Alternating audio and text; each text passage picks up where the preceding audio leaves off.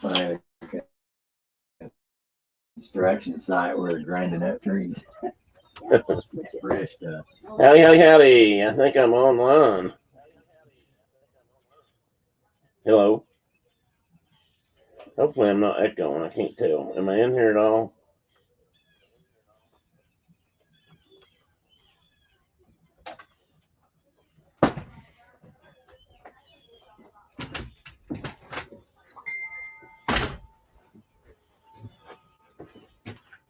Take one of these.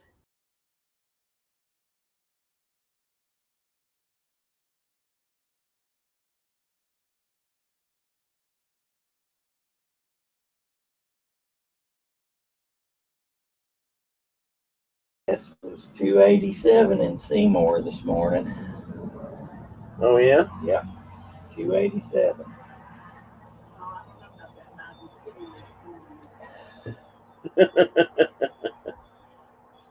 Just trying to stir up shit already. So ain't nobody in here listening but us. That I see, anyway. Nice fresh nectar.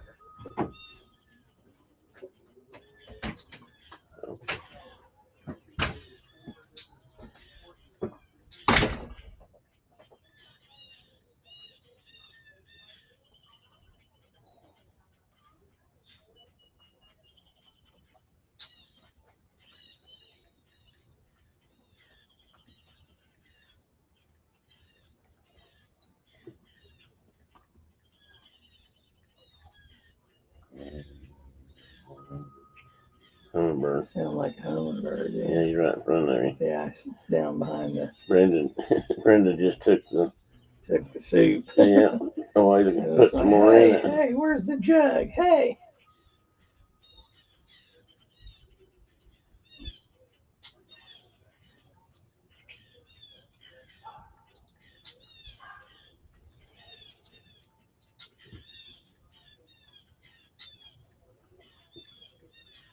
Oh.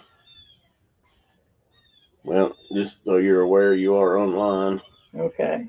I don't know if anybody can hear me yet. Brenda, can you hear me? So don't drop your drawer or anything. Try out here.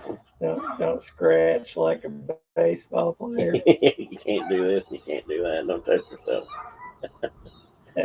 You're kind of curious the guy said that.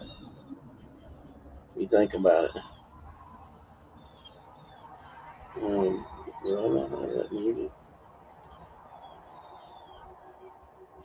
wonder if I'm actually on.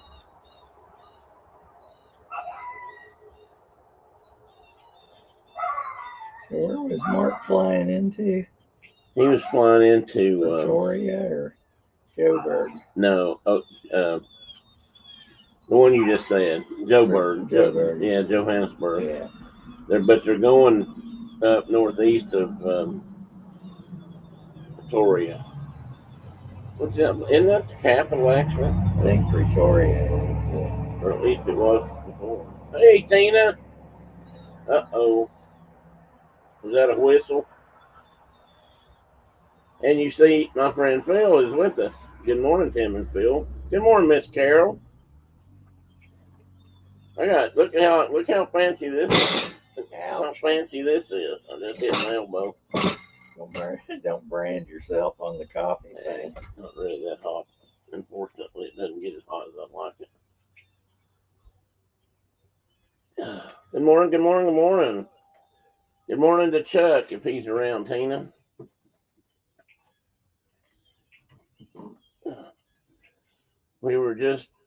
Phil had just asked me where Mark was flying into. Mark arrived in Africa sometime yesterday afternoon to us, not to them. He left. I figured this out. They flew that flight goes over to. Apparently, Delta has a trip where they fly from Atlanta to South Africa, Johannesburg, once a day, and one that comes back also, and they're both numbered. The outgoing from here is number 200, and the one coming back is 201. So they're 6 hours ahead of us. It's 4 p.m. over there. Okay, well, they got in yesterday. They were supposed to get in somewhere around 6:30 or 7:30 p.m. That was after leaving Atlanta at 9 something p.m. So they covered a lot of ground, plus those 6 hours they lost by going that far east. Cover a lot of water too. Well, actually, that's probably correct. They covered a lot of water, probably more water than anything else. Mark wouldn't. He said, "Don't be talking about." I was talking about something, and it didn't have anything to do with the crash, but it was about an airplane. He said, "Don't you tell me anything about wrecks or anything you've heard." He said, "I don't want to hear it." Mark's okay flying, but there's plenty of places he'd rather be than inside a Did you metal tube. you see where that astronaut died yesterday flying a Yes. T-34 at age 90? No, I didn't know he was in a T-34. Yeah. Which one was that? Anders, the guy that went up on Apollo 8. They said there's an Apollo 8 guy, but I didn't hear which one. Borman, Lovell, and Anders were on that flight. That's one where they took the picture of Earthrise. Yeah, the Earthrise picture, right. Oh, I don't know. Lovell's dead for sure. I think Borman's dead too. So. Well, I think Borman died first. Lovell, I guess Lovell is dead. I thought I saw him on something, but that's probably recorded. Yeah. Anyway, he was. Somebody said he was doing some kind of maneuver, like a split S or something like that. I mean, this guy's loved to fly. I'm sure if he had a choice of going how he died, that's probably the way he'd like to go. Yeah. So how about the camera, guys? What do you think today? Is that much better picture than if any birds decide to show up while we're sitting here today? It may take them a few minutes. As soon as you took the Hummingbird feeders in, one showed up, Joe.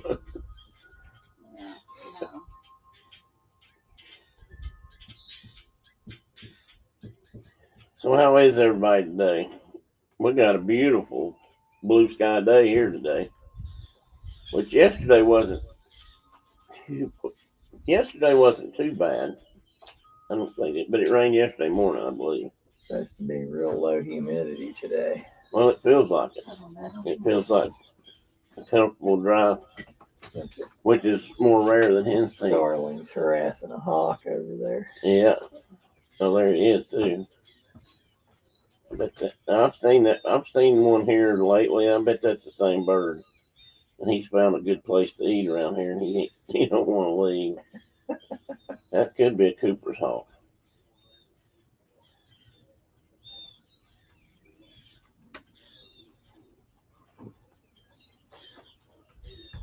I'm pretty sure it's somewhere here.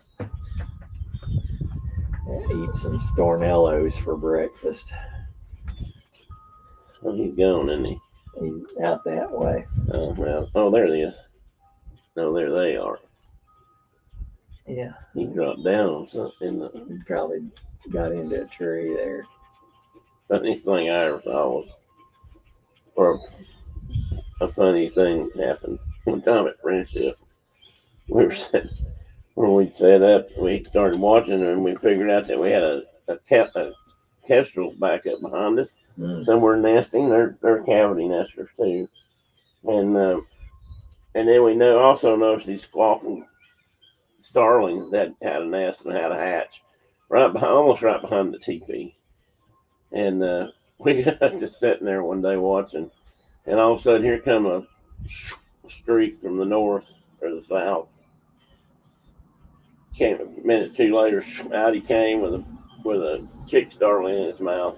That's a lot of freight for one of them things to haul. Well, they weren't very big yet, but still, yeah, you're right. But I think they cleaned them out. Yeah.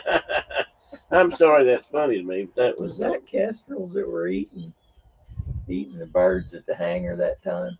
Yeah, I think they were diving in there and gobbling starling babies and taking them out to that dead tree and ripping them up. They really became one of my favorite birds of all time that day.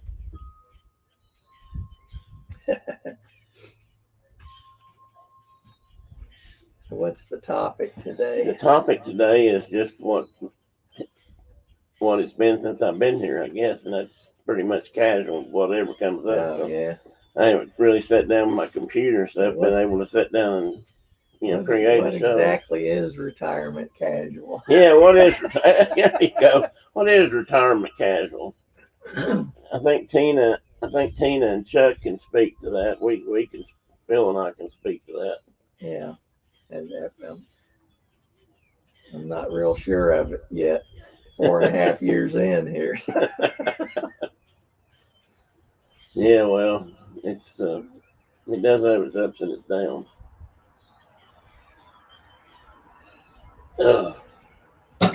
Anybody been into anything special? Oh, I was going to finish my story about Mark. We were talking about Mark and the Delta flight. I got to looking at the flight information because I knew, flight number, and new to me, not new to you guys probably, but I knew you could do some tracking on them. But Delta's got this nice little drawing of the United States and Atlanta, and a line out shows the whole flight route down. And you can actually look on there, Phil. You probably knew this, but down below this information, they actually give the waypoints, and because it's listing where they're stop. It doesn't say stop. I can't remember how it lists them. No, maybe waypoints. Anyway, the waypoints where they'll fly make turns, to it and make turns. So I didn't know that was a lot of information. Hey, Diana, welcome in. Good morning. Is it morning in Canada yet? You guys probably get morning for us now.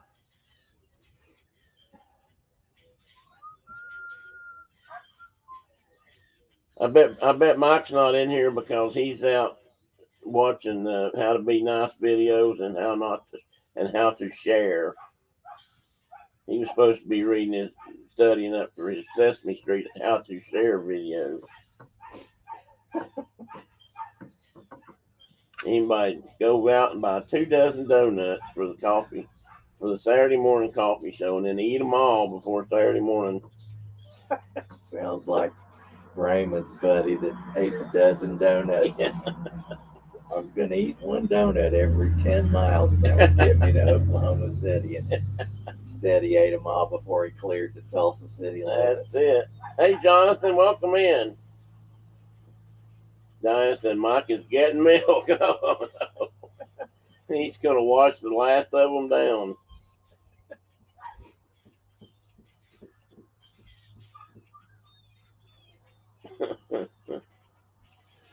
Mercy. We got some new dogs across the road today. We've got, we have a Great Pyrenees, I believe that's the official name. What we got coming up? Oh, never mind. I thought we had something interesting coming up the road, but it's not. That's because I got these short glasses on. I can't see down there. Fool driving down the middle of the road. There's some kind of a car show around here this weekend, and we've been seeing cars of various ilks, even hot rods to stuff that just looks a couple of things that look showroom new. One of them was a Falcon. I don't know about. Might have been about 64 actually, 63 or 64. It was starting to get square. Was that 65? 65 was the first real square one. Okay, maybe that's what it was. But it was immaculate. It was really, really nicely done. Or kept, maybe I should say. Here he comes. He's going across he just lit in that cedar tree. Busted out in there and birds chased him, and now he's in a cedar. Maybe he got him some breakfast there.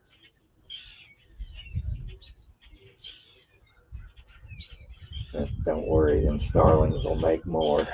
Yeah, don't worry about them.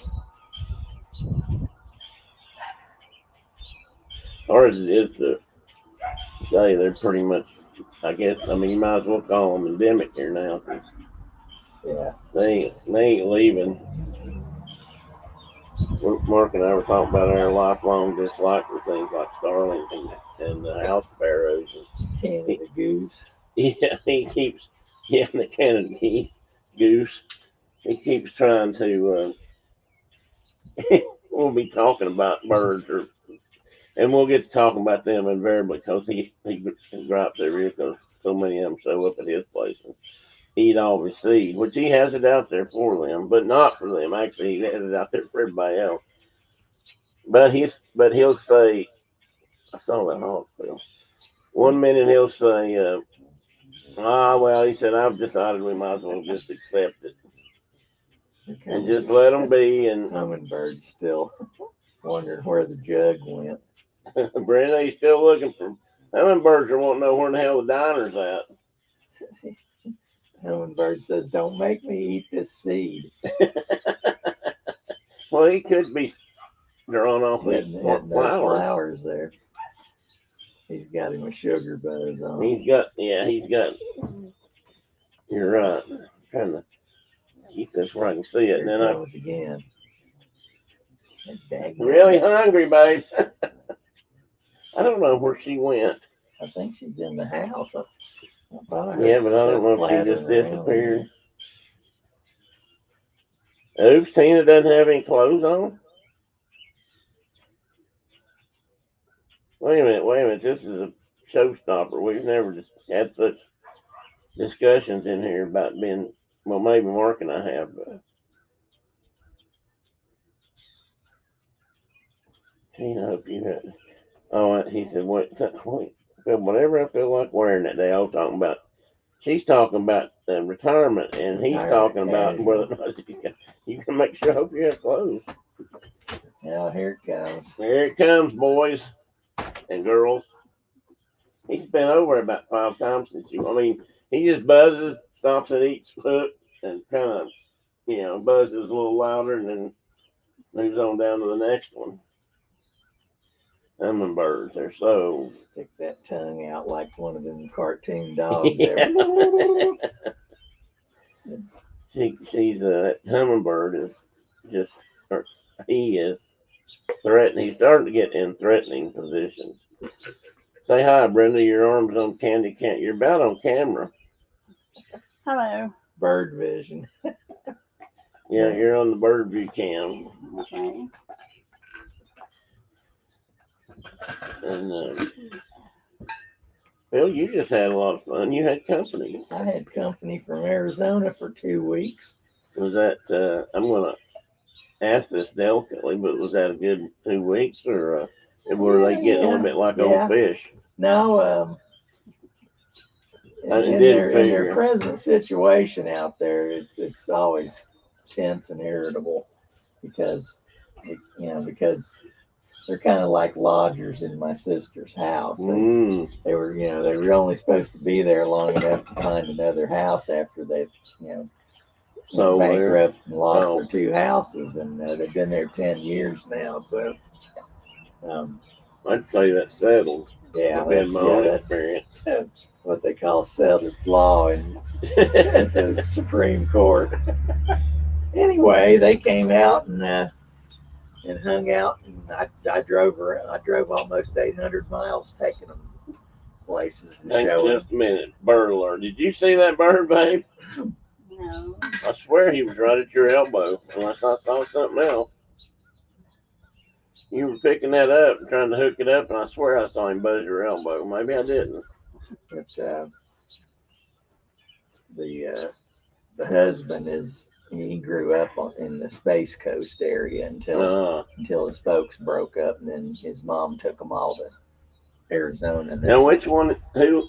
This is my oldest sister Sandy's oldest daughter. And her Kathy. Kathy. And her husband's name's Don. And they're rabid. Did they lose everything in the 08? But no, it'd been no.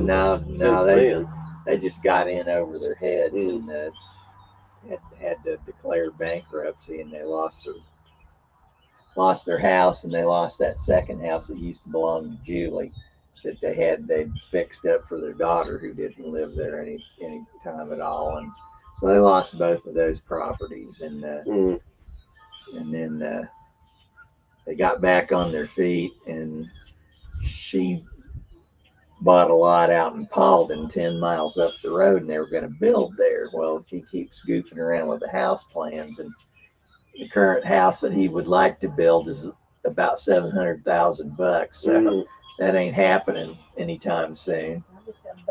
Yeah, she did. She, as a female, she just busted Yeah, behind. she came up and looked at the flowers. So anyway, yeah, my sister's kind of like, 1 foot in the grave and 1 foot on a banana peel. So how old is she now? she'll be 82 in July on Bastille Day. So that's her birthday. Bastille Day. You know what? Is that the 14th? Yes. I think that's my buddy Steve Cockrell's birthday too. It? Yeah, Yeah, I think so. So yeah, she's I don't think she's gonna last as long as Mom. Mom made it to 93, but you never know. You never know. Anyway. And Royal's her husband, or was? Was. Yeah, he had the heart trouble and passed away. Yeah. This will be 3 years come Christmas, I think. And he's the one that worked for Goodyear Rubber Company years ago. Goodyear, yeah, he built hoses at the plant down on Market Street downtown, and then they, Goodyear packed up and moved all their stuff out of Akron, and I think the hose plant went to Lawton, Oklahoma. But by then he had already had his first heart operation, and Dad talked him into coming out to Arizona, so they moved out to Arizona in '79, I think. And you had property out there. Yeah, I did. For a while. In fact, I gave Kathy my lot, and that's the house. That's where they built their house. Ah. I had the only view of the San Francisco peaks and Flagstaff from that whole mess of property that Dad had bought. And that highest lot there, I could see the mountains through the gap there. Cool. So they had a nice view. It's a pity they couldn't have held on to it. Yeah, it is. They just across the wash from my sister. And Maple Bacon, welcome in the show, Mikey. Let's talk donuts, buddy. Maple bacon donuts? Yeah. Mike, my buddy that lives in Canada, his wife Diana, yeah, and we were talking donuts, and he decided to make his screen name Maple Bacon Donuts. And they are fine. I've had one of somebody's. I guess I had one of those duck donuts that we had that were the girls, Kelly or somebody brought us and brought me in donuts. A Maple Bacon Donut. Is there a donut shop called Duck Donuts? Yeah, in Knoxville. They're kind of a gourmet donut shop, but it's kind of like a Beaver's Dojo out in Hardin Valley. What, babe? Yeah, well, he said out there on Hardin Valley. Which is a really cool name for a donut shop. Dojo. It is. I like Coffee and donuts. That's pretty clever. Yeah. I had to think about that a minute. Yeah. I got the free Krispy Kreme donuts yesterday from the guys at work. They opened up the new store, and you didn't manage to get in for today. Was the hot light on? Yeah, it was the hot light on. It better be. So that's your all's first Krispy Kreme, isn't it, Mike? At least where you live. Maybe not, but I thought it was.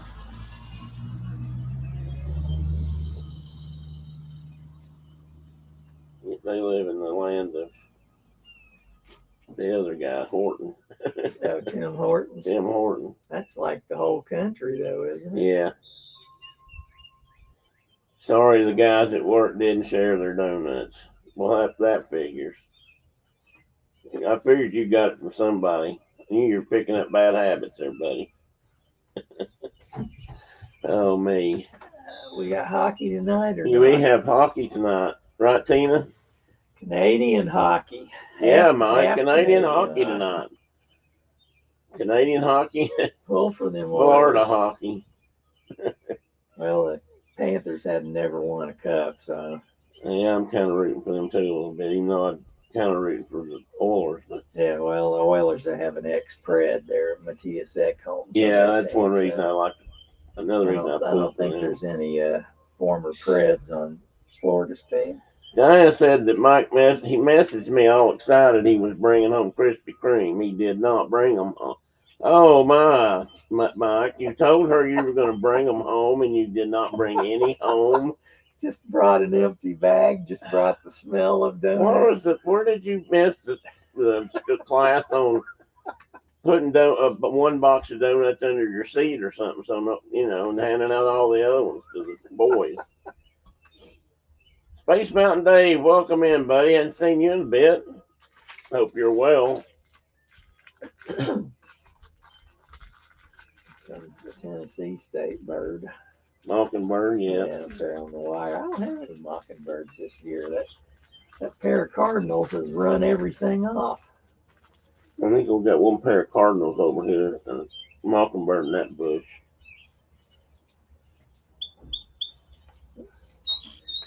Must be Louisville Cardinals, them tough looking things. Tough birds.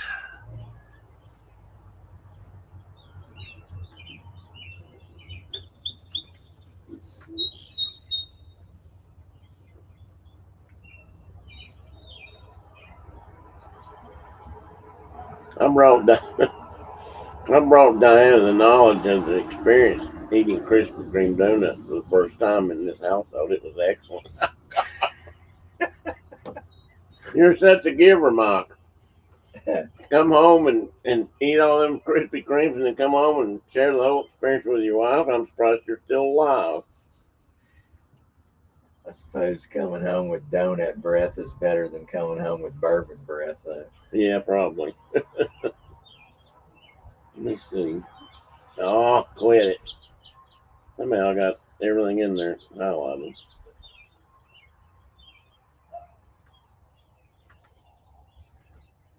And Diana said, sure, Mike, that's how it happened. Mm-hmm. Sure, Jan.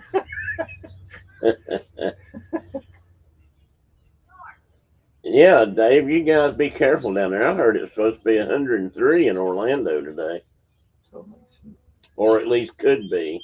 I think he was supposed to be that in Las Cruces this morning or today too. Who was? Oh, that hot? Yeah, their overnight low was 85 this morning. I was checking temps out. I don't like it when it doesn't get below 85 at night. Dave, make sure to turn over and eat an even bake. Oh, yeah, I am too, Carol. I'm thinking that Miss Diana's dropping the ball on us there. Mike said the lineup at the new donut shop here is supposed to be 12 to 15 blocks long. He said, I hope they made enough. They hadn't seen you coming. We used to have a friend that when we'd go out or we'd have a beer night after work, that one of my favorite comments anybody ever made was we were talking about drinking it, and sometimes we had more than we really needed because, a pilot or something would buy beer and then another one might buy us some beer. And we'd ice it down and drink it after work. You could get away with that back then. Coffee? Certainly. Anyway, he was drinking beer. We were trying, I don't know, something got said about being able to drink it all or something. He said, one thing about me, he said, you brought it to a funnel. He said, we brought the beer to a funnel. That was over the big guy. It was big guy, yeah. Yeah, Larry. I can't remember his last name. Big guy. Larry. Yeah, not Scott. Larry. He was such a nice guy, though. He was. Diana says he doesn't. That's because he ain't dead because he don't have enough insurance yet. Johnson suggests they might have made enough till Mike showed up, and now they're running short. 15 block line. It sounds like Chick-fil-A during COVID. Yeah, no kidding. That one that was down below us on Kingston Pike. It was like that. Yeah. Every time I went by there, it was packed. Seemed like. Up there keeping them iPads hot, working that drive-through. Carol, I would say that Diana is She still should have swatted him upside the head with something. She didn't have to kill him this time, but he keeps that up, and I'm going to be up for her. I'm going to come up there. Play some James Bond music here. And so, Mike, let's get you out of hot water a tiny bit and talk about something else. Well, this might not work either, though. So, how's the hunt for a Airstream going? I'll get it out in a minute. He's been talking about looking for an Airstream, and they're going to ride around, and I've got a spot for him over here waiting. I got that cargo unit moved off there, Mike, because I thought you were coming down. You know, Spartan made polished trailers at one time. You know, the same people at the School of Aeronautics and the airplanes. Really? Yes, and then down in Tellico Plains, there's a little bed and breakfast thing where you can stay in some restored Spartan trailers. He's got about 5 or 6. No kidding. I Yeah. didn't know that. Yeah. No, or Spartans like an Airstream, that sort of They that were concept. a little more boxy, but they were made out of polished aluminum, just like the Airstreams were. Cool. I'll have to look them up. I don't know much about that. Keep us first dibs on that Airstream parking spot. Well, I will, but you know how it is. Money talks, and I can't hold it forever. At least the pod thing is gone, so Yeah, finally got it there's done. room to spot one now. And Mike, if that spot's taken, I'll make sure you get a spot right here in the front yard. How about that?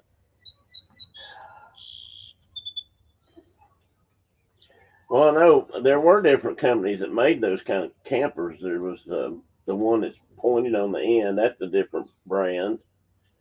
You know, you've ever seen those? They're kind of pointed on both ends. They almost look like an upside down canoe in a way. I mean, when I say pointed, I mean they narrow in the front. You're talking about a vintage trailer. Vintage. Well, actually, and somebody's making a new version of one of those. It's mega bucks. It's nice looking. Yeah, I think I know what you're talking about. Yeah, I always liked those little canned ham trailers that had the little wings on the back. Those were Shastas. Yeah. Had that little pair of wings riveted on there. I think Shasta's probably one of the first 10 teepee type that kind of camper I ever stayed in. I think that's what our neighbors had. The birds are coming back now. That's starting to say, who are these guys? We don't care. We're hungry. Well, a few birds I've got, and by Mark's, compared to Mark's cedars, it's nothing. But they have emptied that one right there, that black oilseed feeder. Every day this week, I filled it up of a morning. Yeah. Filled it up of a morning, and by evening, it's empty. Wow. Now, they're getting a little bit of help from a couple of chipmunks. They may be eating more than their fair share, but they burn the edge of the porch, and they climb up these poles. Yeah, I was going to say, it'd be a little leap from there. Oh, that's not a problem. I've decided that chipmunks are almost blind squirrels. I mean, I've seen them. They used to jump when we lived in the other house, I'd have one come running across the top of that wall out back sometimes. And it would leap, I swear, about 6 feet and get on a big feeder. I mean, they were just like he would just take off and throw his body over the edge and hope he made it, I guess. But they made it. When he hit that thing, it would shake, but nothing else really would happen because they're like a bird. They can fly into a little hole, things like. Be like that guy on YouTube that makes them mazes for squirrels to run to get to the feeders. Some of those are quite more amazing. Elaborate. Yeah, and more complicated for the squirrels, but they always figure it out. Dinah said she would offer donuts for the parking spot. Yeah, if you're going to come down here and start that kind of talk, Diana, you need to wait till you get here. And I'll recommend the donut shop, but maybe we'll just go, Brenda and I'll just go get them ahead of time. How about that? That way we know we'll have them. I hear Diesel driving by. You did.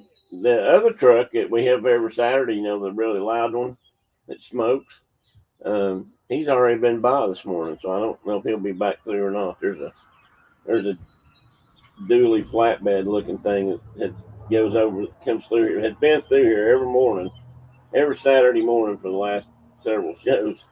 And I don't know what the guy's using the truck for, but it's a work vehicle, but it just, when he goes up this hill, it just blows black smoke everywhere, and it, of course, gets loud. It's one of those it's rolling loud. coal idiots, or it's blowing oil smoke. Yeah. Well, I don't. Anyway, he's loud. It's loud. And he comes by pretty regular. Hi there, Missy, or Like you got youngster. mostly house benches. We do. We've got mostly house benches. We got some few titmice. We've got a few. Every once in a while, we'll get a chickadee. I think they're probably staying closer to cover. Goldfinches. We've seen one or two goldfinches since we've been here, haven't we? But that's it. Put you up a bluebird box. Yes, we do. But I didn't get it up in time. I've got one sitting over here. Haven't heard been back yet. Did you see that mess we cut up and took the bushes out in front of my house? Yes, I did. What did you do with all that shrubbery? It's part of the brush pile in the backyard. Oh, okay. Which gets ever higher. Bill, those squirrel videos amaze. This is Carol saying this. Amaze me. I always wonder if they couldn't just run to another yard. Run to another yard and get easier access. That's a good question, Carol. That's an interesting point. If they're smart enough to figure out a maze, you'd think they'd be smart enough to go next door, wouldn't you? It's like what we used to say at work. It's a health initiative. Yeah, yeah, maybe that's it. Did you hear that, Carol? Bill thought maybe it's a health initiative amongst the hummingbird guild. Don said he used to have a squirrel in the old house that would lie on its back at the gate door in the backyard. Oh, really? The tan. I've seen them laying like that in the sun. Usually they're down here. They're up in a tree. We do have a few grackles, and we do have a few starlings. I think those are grackles that were chasing that. They might have been. And we've had kingbirds. I think we have at least two nests of kingbirds down here because I've seen them run hawks out of. They're a little black bird and they got a white tail. Yeah, on the tail. Yeah, that's the only thing we've got in America is black's got a white band on its tail like that. Anyway, they ain't afraid of nothing. And I saw they were either in that tree right there or one of those, that biggest tree down there, I think. But I'd see them running birds through here. So they could have been further back, I guess. But I've seen them parade and mark and peck and pull and bite and carry on all the way up over that hill before they turn around and come back. They're relentless. Carol thought that was pretty funny, what you said about that. Not the what? The health initiative. Yeah, the health initiative. Yeah, what that. Was that why you guys did the things like the canoe races? Was that sort of initiative, or was that was just team building? Okay. Yeah, that was the dragon. Where we went down through the Ocoee, that was team building. That the engineer guys did when they had them dragon canoe races. Yeah. Engineer guys did a canoe load to them for a team building. I think they got beat in the first heat. Oh, you weren't out there. No, I wasn't. I went down there and watched that. Yes, yeah. I think I rode a bike down there. Or maybe did you go? Me and you rode down. Oh, okay. That's right. We stopped and visited with one of your TVA buddies. Yeah. Who was about to die or something. Oh, yeah, that was the guy that, I can't think of his name right. Ed. Yeah. Ed's was a very interesting character. That very weekend was Standard Arrow had a canoe, and they only got one heat race in, but yeah, we went down the Ocoee once, which was kind of cool. in a rubber raft, a bunch of us. Yeah. It was kind of cool, except for the guy who nearly drowned. There's always somebody messing it up for everybody. He didn't enjoy that at all. So. Okay, guys, I got another story to tell. I forgot about it, but I just got surprised and semi-amazed here. And I don't want to change it. Is the broadcast clear and everything? Because the amazing thing finally happened this week. I finally got my internet hooked up in the library, or the schoolhouse, whichever you choose. And I'm ready to go out there, and I would have done a show out there. I thought about doing today's show out there, but you guys said you'd like to be out on the porch and see me rocking or something. So here we are. But next week will probably, at least one of the shows will come from out there. I might alternate in and out while the weather, till the weather gets unbearable out here. But anyway, I just looked at my computer, my laptop. I had taken my laptop out there to check the internet stuff because I still don't have my mainframe hooked up. Don't have my desktop hooked up, and which is one I'm actually borrowing some cameras from today to do this show. Anyway, I just looked, and I'm getting that internet. The internet signal I'm broadcasting on right now is the internet signal out of that building, which is amazing because I can never pick up the signal here, even with the booster I've got. I couldn't pick up the signal in this house up at that building, but now I'm broadcasting from up there and getting it here. So that must be a much stronger signal. You have 2 accounts now, or? At the moment I do. Yeah. That's going to change, but I think it. But at the moment I do. Although I don't know, it could stay the same because honestly I think I'd pay just about the same price either way. Because I think that's the problem with the Connect system, which is through Holton Electric. Yeah. And their internet's higher and seems to have less coverage opposed to the other one I get. And right now everything on TV, my cable and stuff and the TV and that internet's fine, so I almost hate to mess with it. So if the price is still about the same, I'll probably keep that counter fair as a separate one for now, and see how that goes. But it's man, he hooked up a meter the day he was out here, and I've never seen and I checked it on my tablet too. Yeah. I've never seen in and out signal like we were getting. I mean, we were busting right through the top of that. That's cool. Street meter that. Yeah, I don't know that mine's people use. Never faster than about 350. But Melissa's is about 500 or 600 at their house up there in London. Well, I bought the 750 megabyte or whatever plan. They've got 1,000, 750, and a 500 or 250. It seems like there's a big drop, maybe 350. And I bought the middle one because I was hoping that would make sure I got good coverage out there. That was good, clear video. But I didn't go for the gigabyte model. So I got 750, and I was showing up with 780, 790 consistently last week. And I haven't checked it in a few days. And I don't know what it is down here. I'm just surprised that I picked it up all the way down here. Just need one of those homemade ham radio towers. Yeah, that might work, Jonathan. I've worked on one of those before. Put me up well, honestly, I was going to do that. Not that, but, well, kind of. I was going to try to run another relay box from here out there and just bounce the internet, the Wi-Fi part out there, but I just wasn't getting enough signal, and I wasn't sure I was going to be. I talked to a guy and said, he said, I don't know if you'll ever make that jump because it's just a little too far. So I almost did that, and actually the guy that was out here the other day said, you might take what we got up here and jump it over to the house and find that it's just about as good down there and you don't need, the others. I don't know. We'll see. I'll have to do the math because, budget. Brendan will tell me. And, of course, I let her spend all the money she wants on flowers, just so you guys know.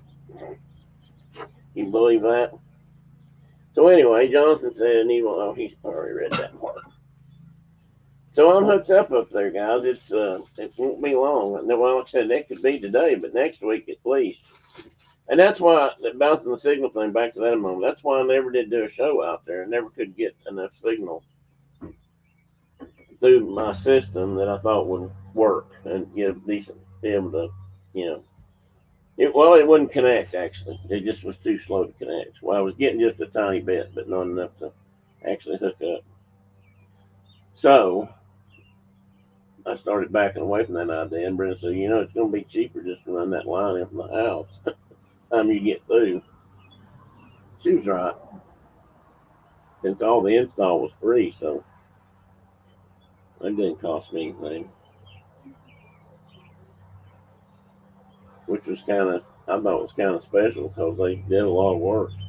Did I tell you how they put the cable in, Phil? I told these guys, but they told me they called out here and wanted to know when I called Holston Electric, what kind of, you got above ground lines or below ground? I said, I got a pole. I got above ground down here. He said, okay, but we'll just run a line from there over. And then over to that building. This whole thing about being two different buildings was a hard thing to get everybody to understand. Yeah. Or figure out that they could do that on paper.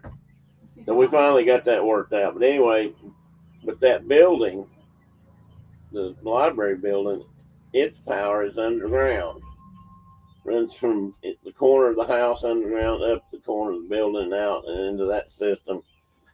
And since that's underground, they had to put by some rule, they had to put the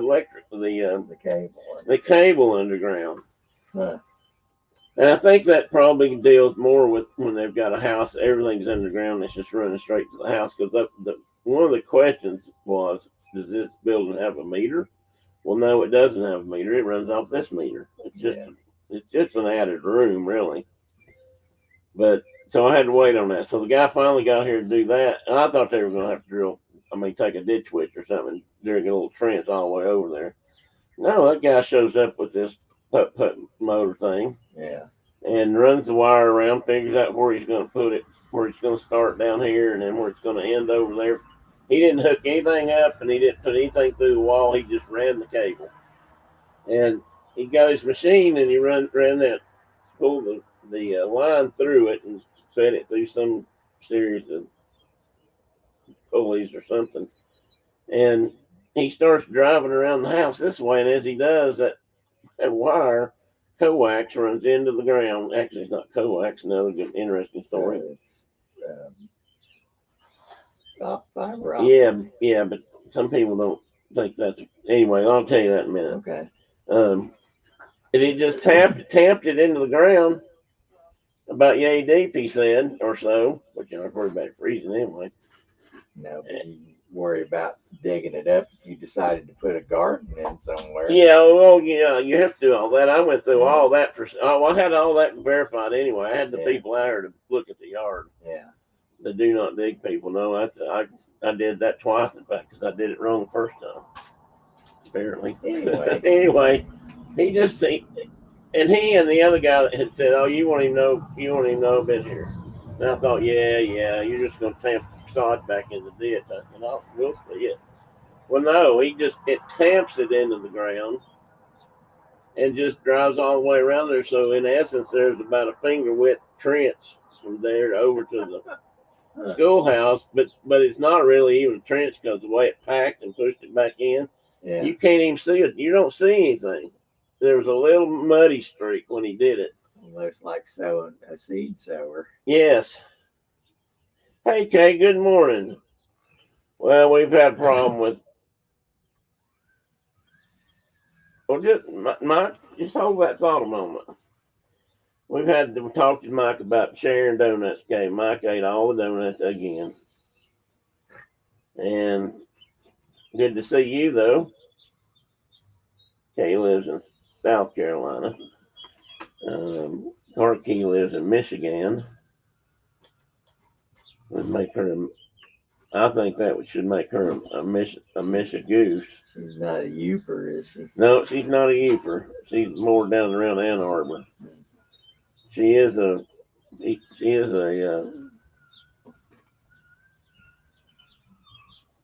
Michigan fan. Michigan. I was Yeah, well, they are. football. Yeah, They're in it's our all. Ann She's all Arbor. big blue. I will tell you I that. think Michigan State's in Lansing, isn't it? Yeah. Well, they don't even. She doesn't even like to talk about Michigan State. That's a no. Correct me if I'm wrong, Carol. Yesterday was National Donut Day. What? How did we not know that? Huh? I said we missed that one. We just did, huh? So anyway, the other thing I was going to tell you was when I first talked about getting this hooked up, everybody that lives around here that I talked to said, "Yeah, it's pretty good. It might be better." He said, "Just remember when they get it off the pole and bring it to your house, it'll be coax. It really isn't fiber optic for that junk." So I asked the guy to look at the cable when he put it in. Was out here looking at me. He said, "No, you've got fiber optic all the way from the road into your building here." We said, "They don't run any coax anymore."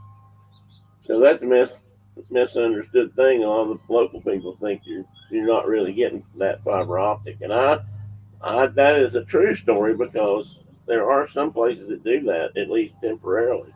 When we first they ran fiber optic into our neighborhood.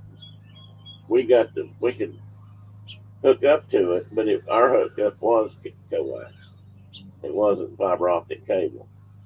So this ought to be a nice, good connection out there with plenty of bandwidth or power or whatever the hell it is, speed to do good stuff. It's coax, but it's RG8 instead of RG58. It's the big coax. The big one, yeah. Definitely no Michigan State. She went to Michigan. Hey, I'm just going to pretend like you didn't mention that donut day thing because I didn't get it. Oh, Mike says it sure was. Oh, yeah. Oh, Mike, you are not making any points today, buddy. Somebody says they think that Krispy Kreme and Dunkin' gave away donuts. They usually do. I think. Well, I mean, but we're not talking boxes. We're talking one freebie. One freebie, but that's just like heroin. You give you one free Krispy Kreme. First one's free. First one's always free. They did. Okay, mine got 2 boxes free. Yeah, mine got 2 whole boxes free and didn't share with anybody. Wow. Well, he shared with his guys at work, he says. But I'm talking to Diana about, I'm not sure that's true. He probably ate the first box on the way to work and volunteered the second box on his way home. Maple Bacon says, well, in his defense, he's trying to, I'm not sure you can now, Mike. While I was working with my partner, we went back to our company and shared them with the rest of our crew. So I couldn't take any. So you couldn't take any home. Now Diane was under the impression that you were bringing her some donuts from said foray, or you were supposed to stop for a second load. I'm not sure which.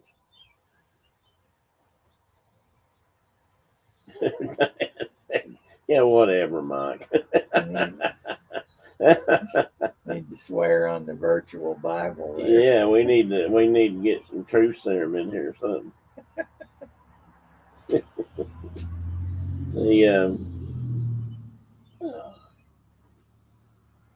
Let's see here. Yeah, you better laugh now, Mike. You might be crying later. Yep, Tim, he told me he was bringing them home. Yeah, he didn't mention anything about that. So that's why the whole sharing thing is a little suspicious. Now, if somebody witnessed it, I guess I'd have to believe them, unless he was paying them off with half the donuts or something. Donuts can come. I mean, donut fever.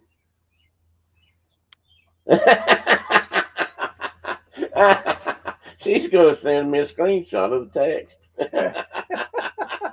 Hard to escape these days, Mike. Electronic trail everywhere.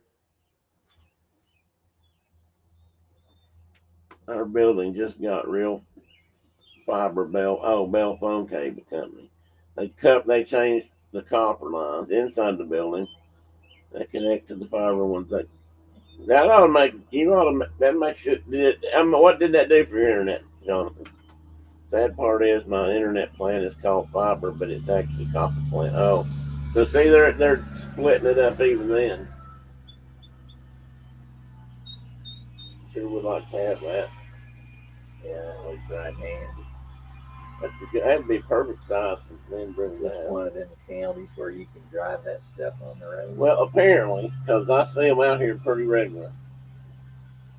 There's somebody's got one up this way, and I don't know if it's a four wheel they've converted to a side by side. That looks like a Kubota or something. That is a Kubota. That guy's got all Oh yeah. that family there, whatever group is all. They got all Kubota equipment. I haven't seen anything but a Kubota over there, unless it's maybe the riding lawnmower. And it may be a Kubota too. Now that I think about it.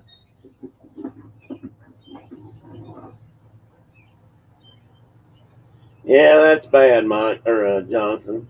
They do tend to want to charge more. The cable itself here is cheaper. It's just that if you get other stuff with it, it's not. And I don't even know that I need other stuff with it. I don't know if they've got a block, but I mean, it seems like you can still pick up internet stations on your TV or your computer, or stuff that's coming across the internet. So I should be able to watch anything I want to out there without having a cable hookup or a plan for that. I should just be able to hook up via my, you know what I mean. I think I'm right on that.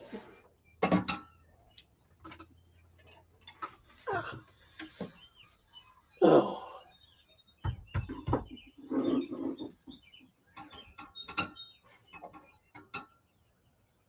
I saw something running. I was trying to figure out what it was. If it was a fly or some kind of spitter or what it was. So let's see here. I was really hoping some of the mail could come in today. Last week they did. I don't know. The camera might be too close, but I wouldn't think that'd bother it that much. Your phone internet's faster than your home internet. Wow. Well, can you just use a hotspot then, Jonathan? Can you use a hotspot with your phone, or that? I mean, I know that doesn't. I just happen to have that plan, so I don't know what they charge for it. Don't you have data caps? Not that I have found yet. I'll have to go back and read the plan, but I didn't see anything in there about caps. So I think Starlink was getting ready to go to data caps. Just too much. Just too much usage.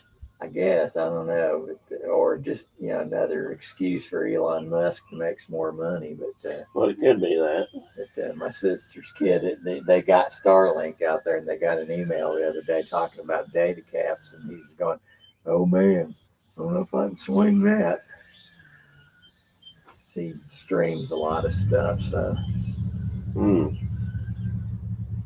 Yeah, it does make a difference there. But they're still back there, and where, I mean, they've got a landline phone, but there ain't no cable back there anywhere, or that kind of stuff. So Starlink's what they settled on after they had HughesNet, and that was really lousy service. So. I've seen HughesNet advertised in different places. Yeah. I don't know if it's around here or not, but it seems like I saw it that as a pick on a list I pulled up. Yeah. And Starlink was an option. Somebody else I talked to out here said they had Starlink. Yeah, theirs is $110 a month for the Starlink. I wonder what that gets you. I thought Kathy said it was, about as fast as my internet. It's pretty fast.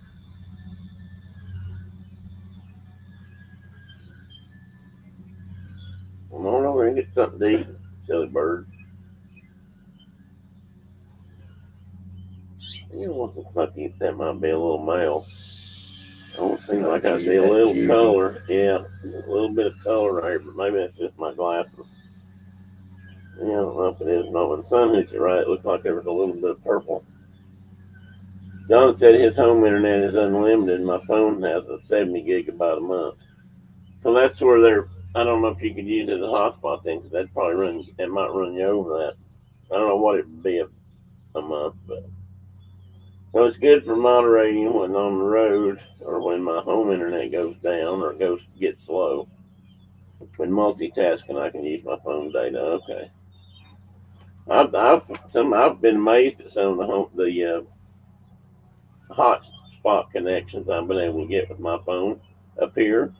I mean, we drove all the way to Knoxville a couple weekends ago, and we video filmed fell down the highway, and it was an early attempt at doing this kind of remote, I guess you could say. Anyway, I never lost. I think I had one or two little glitches. I hope so, and that even driving, that I thought that was excellent coverage. That was all running off my hotspot.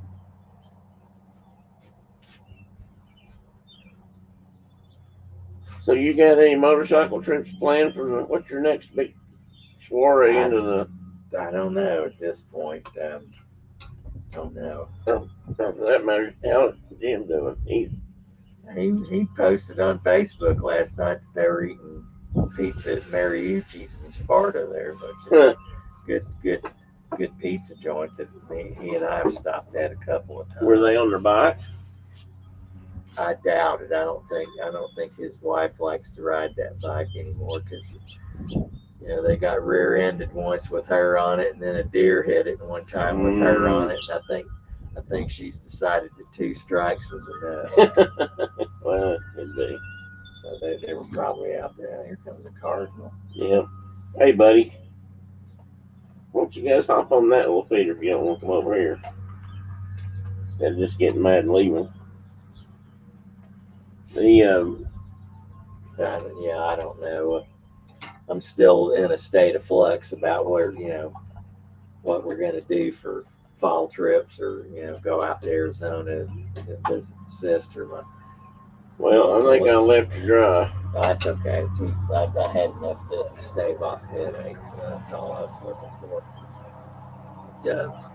But, listen, and her sister-in-law, the recently widowed sister-in-law, they're going to England and Scotland and Wales. So Oh my! they're doing a bus trip over there because I guess Claudia and David were going to do it this fall, and she's got she bought the trip for 2 people, and now she don't have but one of hers, so Melissa's going with her, and they're going to do that. I think that's in August though. So that'll be fun. Yeah. How many days is that, I wonder? I think it's 10 days. So you don't get a lot of time in each country, but you get a couple of days. Yeah. Where all did you say now? England, Scotland, Ireland, Wales. Oh, Wales. Yeah, not Ireland. Not Ireland. Yeah. Okay, well, it's all on the same rock then. On the island there. That'd still be a lot of fun. I think that'd be pretty cool country to see. Yeah. And hell, one part of my family came almost directly from there, so I guess I might as well. Be kind of nice to know more about where they actually grew up and lived. No, Scotland, but I got Welsh blood in me too, so I got a little bit of both as far as what it looks like anyway.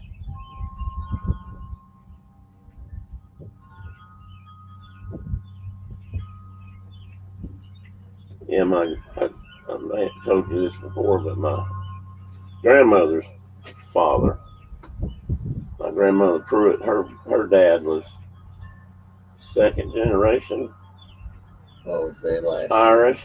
They were Redmonds when they came here. You got Redmonds? No, I had Redmonds for a neighbor. Oh, really? Funny. Yeah, that's funny because the Redmond kids, like, one would be redheaded and the next one would be black-headed with blue eyes, and then they'd have a redheaded kid.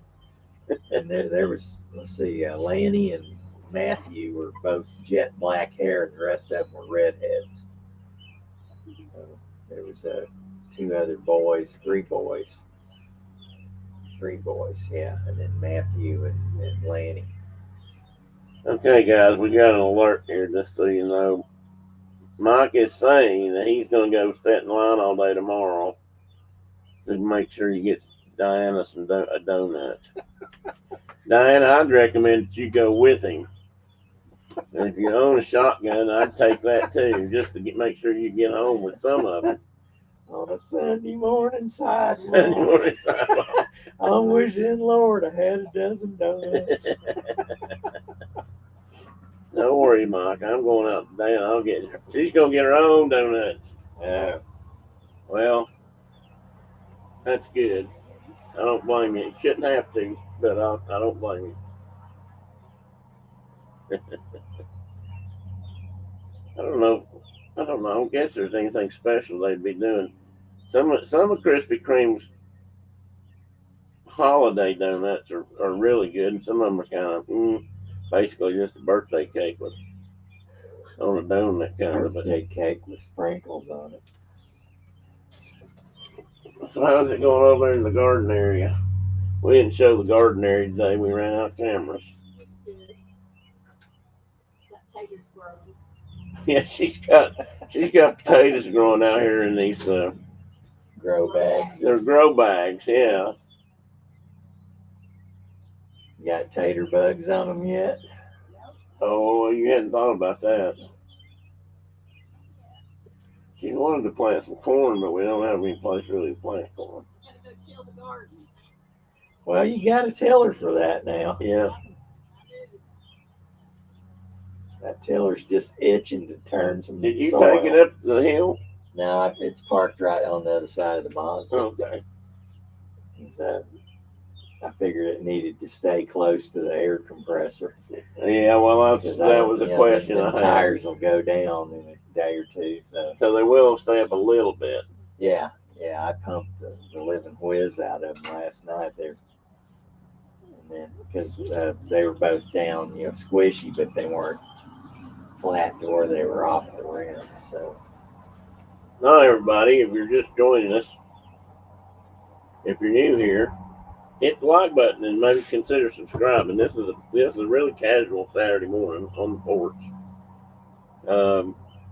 This has been my current mode of operation for a few days, but it's going to change, or a few weeks, but it's going to change back. And I usually do more structured shows and educational things and historical content and that sort of thing. So if you're interested in that sort of thing, come on by. And that goes for you too, Mike. Hit that button, buddy. Hit that button.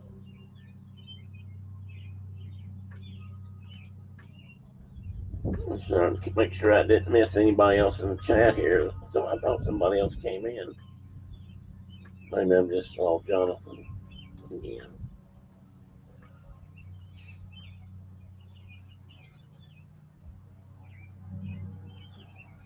So Kay, how hot is it supposed to get in South Carolina today?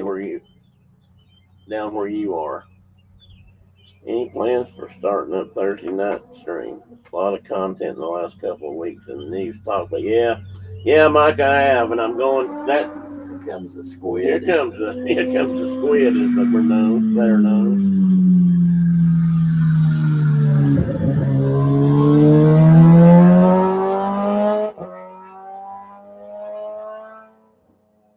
Sounds good. Yeah. Like it's got a quick shifter on it. Okay, so Mike says, "Oh, any plans about that?" Yeah, I'm going to start Thursday night, and you're right. I don't know. There is so much going on that. Yeah, Thursday nights need to come back, and I'll probably start. I may do one this week, Mike. So look for a post. Since if I can get my desk moved, and if I can get my computer hooked up out there, that I'll probably do a night. If I was going to do a night show or an evening show, I'd probably do it from out there. For one thing. No, I'm not even gonna say that. I'm gonna keep that to myself too for now. I mean, I was just gonna say my neighbors might not like what I say at night. So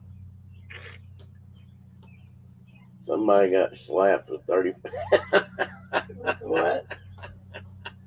Mike said he heard somebody got slapped with 34 charges or something. Convicted, Mike, not just charged. Yeah. Convicted. In fact, New York's supposed to take his concealed carry permit away. Yeah, he's gonna have to lose it. pistol. He has. I He has 2 guns registered in New York, so he's going to lose both of those. wouldn't it be interesting if he said he sold them or something? Convicted. Sorry, too busy laughing about it.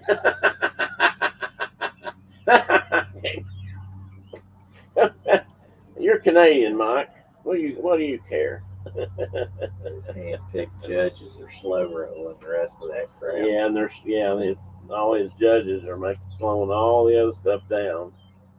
I don't want to go there. I don't want to start a fight with anybody this morning, or not start a fight, but we don't need to do that. Save it for Thursday nights. I'll try to quit laughing about it too.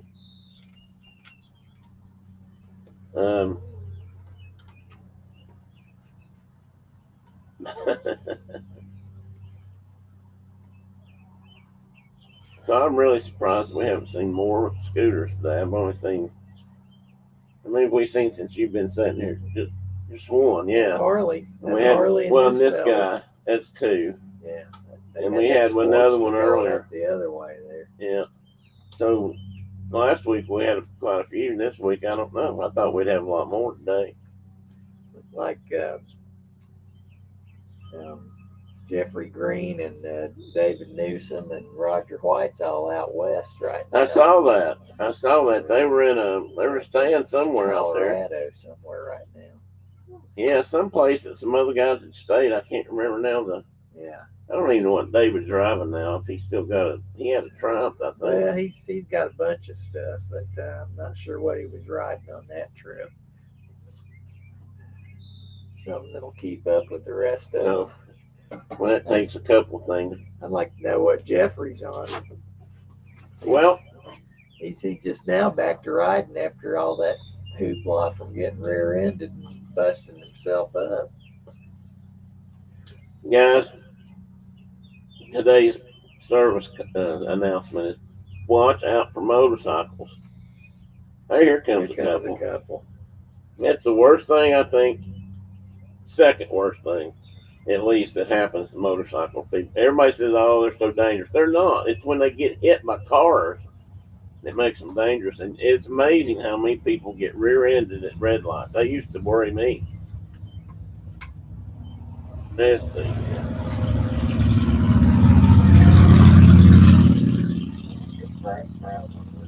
Sportster with that other one, I believe, metric cruiser. That's what I thought. The something didn't sound quite right.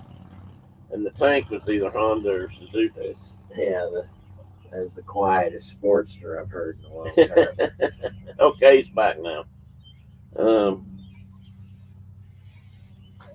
that's probably true, Mike. Our Prime Minister's getting himself in trouble too. I think he might end up going to jail. Oh, God. That's not. Is that Trudeau still? Or are you talking about it? Uh-oh, Mike, I didn't know that. How's he doing? Somebody he knows at work got hurt bad. Or had a motorcycle wreck last week. Well, anyway, back to the rear end thing. We do all kinds of things. There's people now that make helmet monitors that are flashing lights. So as soon as you start stopping, it flashes up there also, so you don't, gives even more alert. Try to alert drivers. I have a tail light on both mine that flash or blink that are really irregular, and I've found that they get attention. That doesn't mean, but it doesn't mean that everybody's paying attention.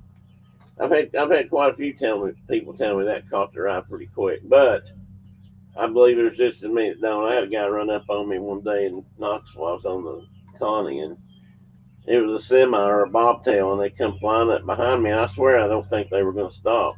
I mean, they were looking. They had to be doing something else, and looked down at the last minute and looked up in time to get stopped. What is that going across the road? That's a deer. Where? Crossing the road. Two of them. Yeah, there's some deer, babe. You've been waiting. What did I do? Where's my spyglass? They're gone. I laid them down on the floor. Yeah, They're already off the road. Yeah, they're off the road. That's it. I I'll have saw to at watch least two. Yeah, I saw two and didn't see young ones. Of course, they might leave young ones over in the field. They do that sometimes. There's a mockingbird. So anyway, I don't know what we were talking. I was talking about people hitting us from behind. It's a scary thing when There's a male. yeah, it's a scary thing when you're on a bike and you have a car coming at you 50, 60 miles an hour, running up toward you real fast. I used to, the riding people will tell you to leave your bike in gear and your hand on the clutch. So in case you do have to move, and they also try to, warn you about getting in too tight of traffic or not being able to get between two cars. So if you do get hit, the cars will help intake or make up some of the impact. But it's 40 years old. Minnesota just passed lane split last week. Who did? Minnesota. All right. Lane splitting. Some people think it sounds terrible, but it's actually a safety measure as much as anything. It allows motorcycles to move up between traffic and move ahead of the traffic if need be,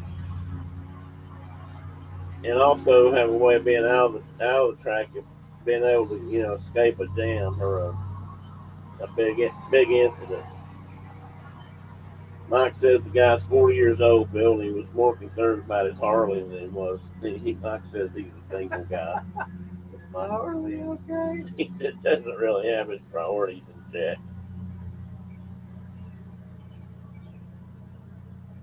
Instead of girls laying out on the beach, we got girls on the tractor here. Oh yeah, that's the only family here that's got a front end yard tractor. Everybody else has got zero turn stuff. Now getting your dose of vitamin D there. Yeah. I got to miss something here. Kay said her niece's boyfriend was in an awful accident. It was the car's fault. His helmet and riding jacket saved his life. Wear that protective gear. Yeah. What's that little thing they say? Gap. All the gear all the time. Yeah, all the gear all the time, because I don't care what they say, it gives you a better chance of surviving. I don't know about the live free and ride with no helmet thing or whatever you want to call it, but it's there goes sport there.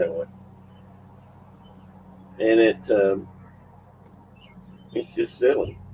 So he's just getting back to work for 2 years. Probably hit that with that hair. Yeah, you probably could. That's a long shot there. Yeah, but you could get it if you had it sighted in or not.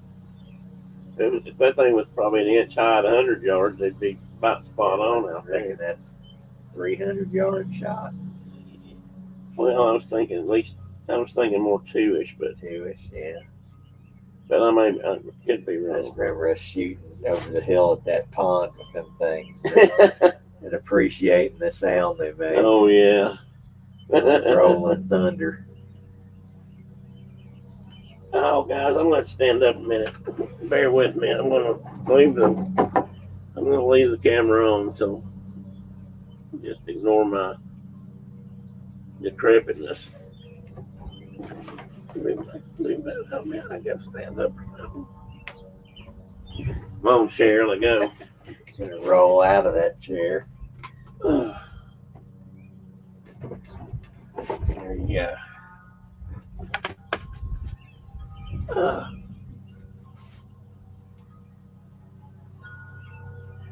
So anyway, watch out for motorcycles. That's all right. Watch for motorcycles. Yeah, watch for. We're watching too, so. Here comes another one.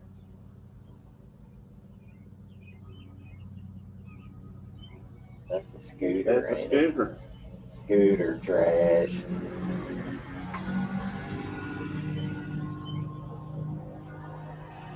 It'd be.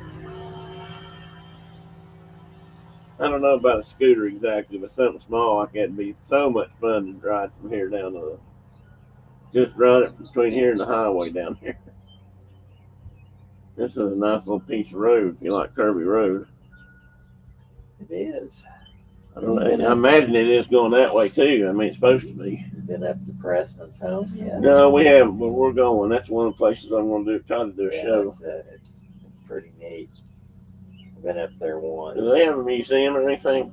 No, it's just the- you can look at the community and stuff and stop and look through the windows and stuff. But last time I was there was nothing as far as something you could visit. That's when I went up there when I still had that little SV 650. Oh, that would have been nice, right? Yeah, it was. It was a lot of fun. There's a lot of nice roads between here and Sneed. that whole Sneedville area, all the way over to 30. From here over to 33, there's just all kinds of nice roads over in there. Yeah, go over and hit 70 over there at Kyle's Ford and go up into Virginia. Yeah, well, not too far. You go up and hit 58 if you wanted to. Yeah, well, I'll take you up to Pennington Gap. No, not Pennington Gap. Well, maybe Pennington Gap. Pennington Gap, excuse me, is north of Kingsport area. Yeah, That means now I got to look at the map. All right, I'm going to try to set back down.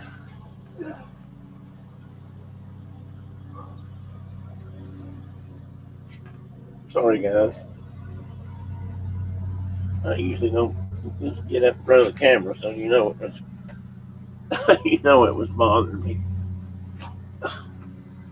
and it may kill the show before it's over. I've had a bad couple of days. I don't know what the hell's hurting so bad. Jonesville. Yeah, Gary worked at it. He used to work at a drugstore in Jonesville and Pennington Gap both. And they was living in Harrogate.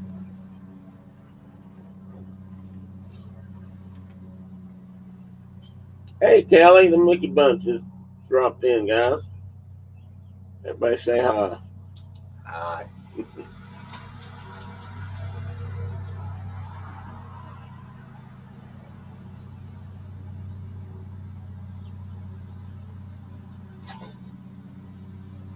Oh, that looked like a fence, a gold fence.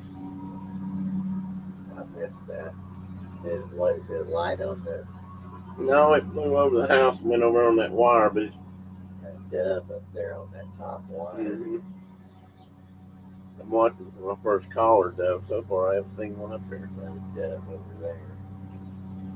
The when that bird went by, it just I had a flash of yellow, but it may have just been the way the sun was hitting it. Yeah. That's it right there. On the wire. Coming up right there. Yeah, I can't tell nothing about it. The lighting's bad. Hang on, It guys. looks too big. It looks skinny. Yeah, that's just another female or either female or an immature house finch. Yeah. I'm beginning to think they might have dropped two. There was a cardinal. Yeah. I'm beginning to think they might have dropped two clutches already this year. They seem like they just population has grown ever. Of course, I also read that if you've got them, once you put out feeders, pretty soon you'll have 40 or 50. It's like they call the whole family. Like they tell all their friends. All the relatives, come on here and eat. Good oilseed. Good seed sunflower. Cracked corn sometimes.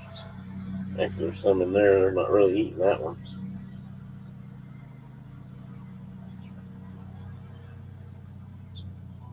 Come on in.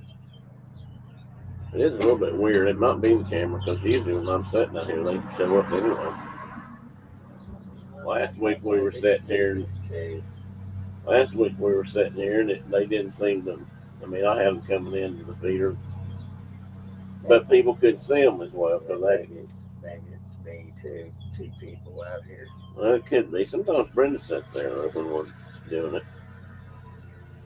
So how's Kelly today? What have you been up to, Kelly? We hadn't spoken in a while. Hope you're well.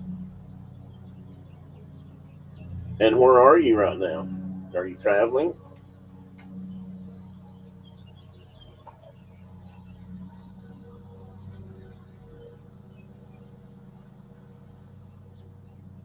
The other thing that always drives me nuts, and it's actually the same excuse both cases, is you get run over with a flashing tail light and they still hit you, or they run a red light, or come through an intersection wrong and they hit you, and it's always the same.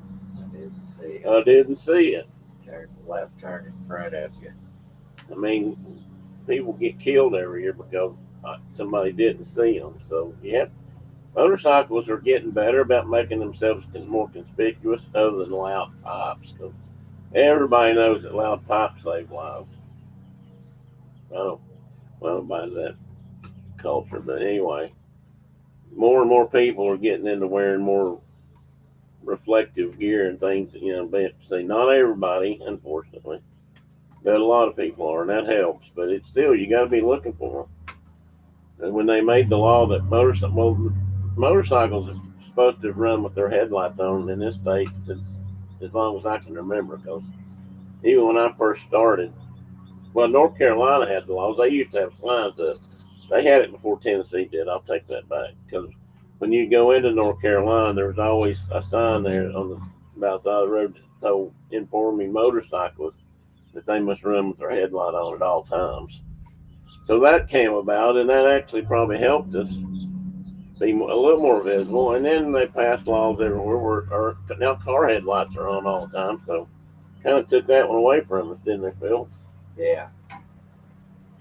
My old Suzuki, the headlight was on all the time, but it had a little pip of plastic underneath the switch that held it on, so I took that off and ground it down to where I could turn it off. Oh, that's right. I forgot that my 650 was the same Yeah. way.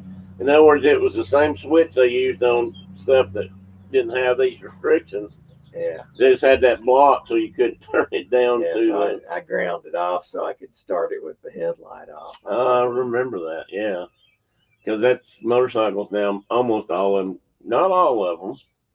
There are some that the headlight doesn't kick in until they start. Right. It has In fact, the Yamaha's like it has that. a relay on it, but Yeah. back then it didn't have a relay. No, I know. So you'd be sitting there pulling 55 watts and trying to start it at the same time. So anyhow, that's how that part worked. I've been staying with my granddaughter in Arizona. She's having a baby. You've got a granddaughter that's having a baby? No, your daughter in Arizona. Jesus Christ. Whereabouts? They live near Phoenix, don't they, Kelly? I'm not sure, but I think they live around Phoenix. So it's hot. It's hot, yeah. Yeah, because I think up on the rim, it's only in the 90s. Right. Well, it was supposed to be over 100. It was 100, 110 or 114. I think Phoenix was the predicted high today. Good thing it's a dry heat. Yeah. Do you know what it is yet, Kelly? Or did we already talk about that? I talked to somebody the other day that didn't know about a young, and they didn't want to know. Oh, actually, that was Mark. And speaking of that, that's the other thing. Mark, It's supposed to be 109 today. 109, Kelly. Yeah. Stay indoors. I'm starting my 2-month road trip across America. Oh, Hey, I'll be heading across to Florida, taking the southern route. Then camping? I don't know. You're not camping, are you, Kelly? Then I'll drive up the coast of Maryland in August, then head back to Arizona. Wow, you got trip route planned? You got roads you're going to drive and all that kind of stuff already picked out? I mean, other than interstates, give me a call. Yeah, and there's a lot of good stuff out there to see. And you probably know all that too. Mark's daughter-in-law, I guess. I mean, he refers to Shauna's kids. Shauna had 3 kids before Mark, and she got married. Older kids, and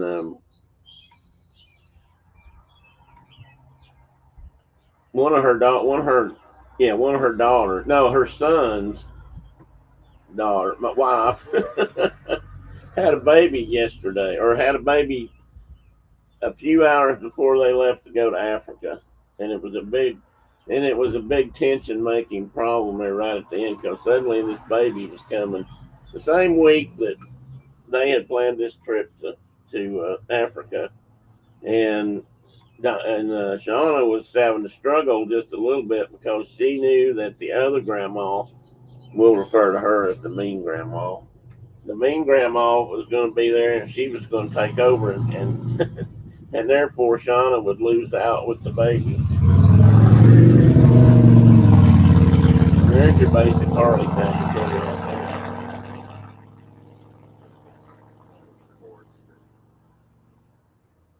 You went too good with the gear selection. So yeah, she said, I'm sorry about you. Okay, and then the East Valley of Phoenix is where they're at. East It's Valley, hot, but it's a dry. Yeah, it's a dry It's heat, like Kelly. Mesa or Apache Junction or something like Man, that. maybe. The that sounds like a fun trip, Kelly. You're not. Well, I don't know who you're going with. Unless that's a big solo trip, that'd be a big trip for some anyway. Not for all. Phil's made a couple of trips across country on a motorcycle. You've been once or twice out there. Just once. I took the Beamer out in '91. I've been out in the truck where I was sleeping in the back of the truck and camping. You've done that, yeah. You've done that more now. I was thinking you went out to. I was thinking you took your VFR somewhere. Not the VFR, but the Intercept. The Interceptor. Went to Tulsa on that. That's what it was. You went out to see Henry, didn't you? That's Okay. the time it rained 5 days and 21 inches. Well, that's still a pretty good road trip for a lot of people on motorcycles. Looked like the Florida Keys when I went back home. Everything was underwater. Except the Muskogee Turnpike and I-40. Oh, yeah. I ain't heard nothing from Kenny Morgan since that tornado hit Claremore. Nothing. So you know if he's dead or alive, or I don't. He's not posted anything, and then the cell phone number I had for him is evidently it was his work cell phone number because it don't work no more. So because I was trying to. Was he still working? No, he was retired, but he said occasionally they'd call him to run props like Henry did. Yeah. That's right. He was driving for him. Yeah, load up a couple of props and take them to the prop shop and stuff. But I don't even think he was doing that now. I think he's 74 years old. Well, I was going to ask you next. Well, how much older than us is he? You thought? But anyway, yeah, he's not been. He always sends me emails with all this stuff, and say no more. Wink, wink, nudge, nudge. But he hasn't. I sent him an email saying, "Are you okay?" And I've not got an answer on it. And then that phone number didn't work.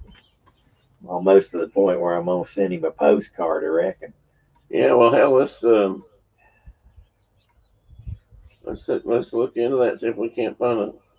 Maybe we can get a hold of somebody like city council or somebody like that and figure out that maybe they still don't have power and stuff or internet. I mean, yeah, the whole town didn't have power because it knocked out all 4 substations. We'll have to look into that. Didn't mean to hijack your grid there.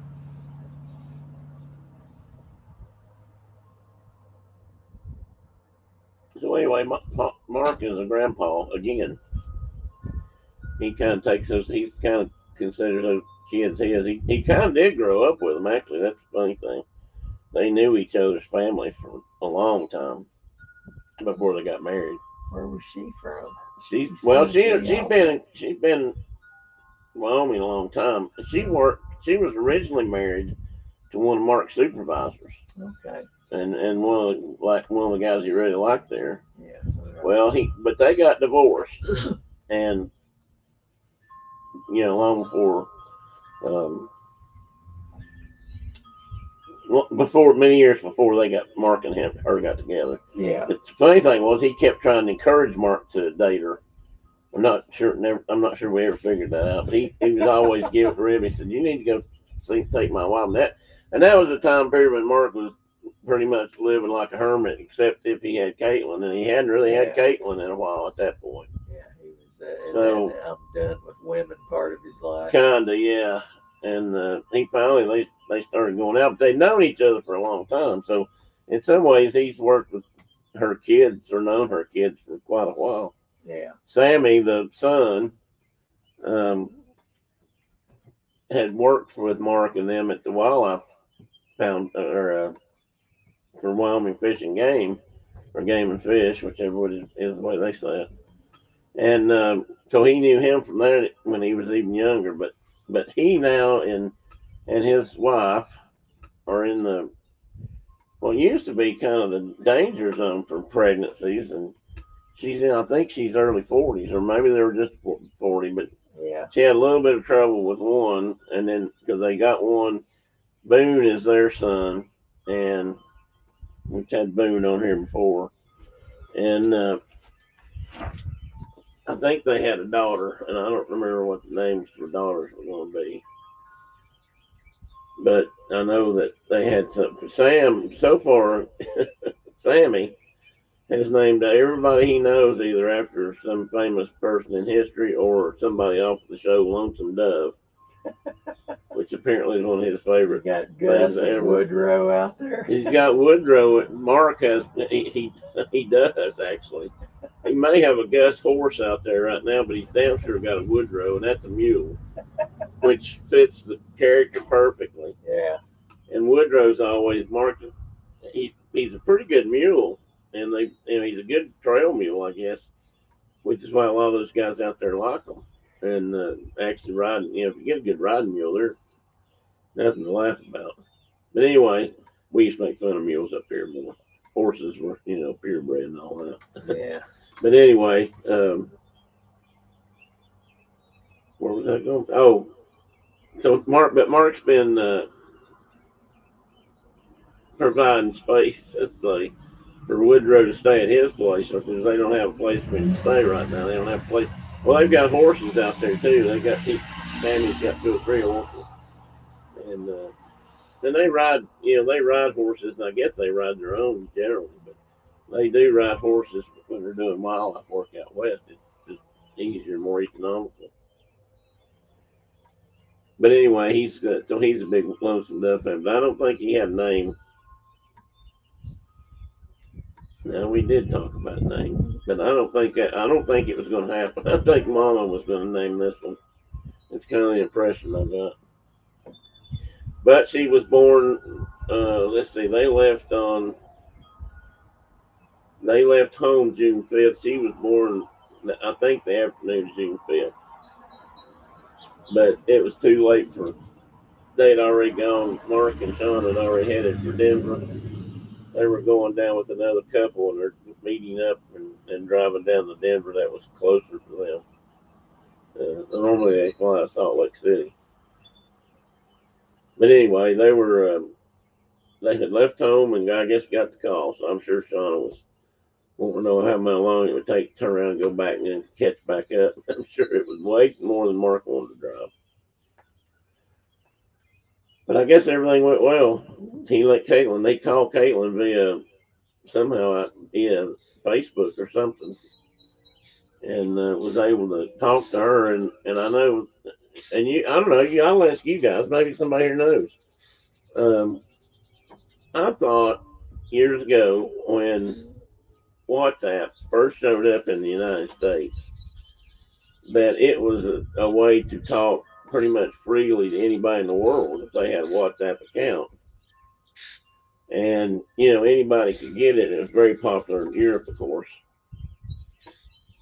And I don't know how much it really took off here, but it's still around. Well, they can use WhatsApp on, I guess, Apple phones use WhatsApp, Phil, for messaging service.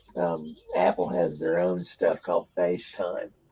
Okay. So, and then there was the Zoom was the other thing that Melissa was doing.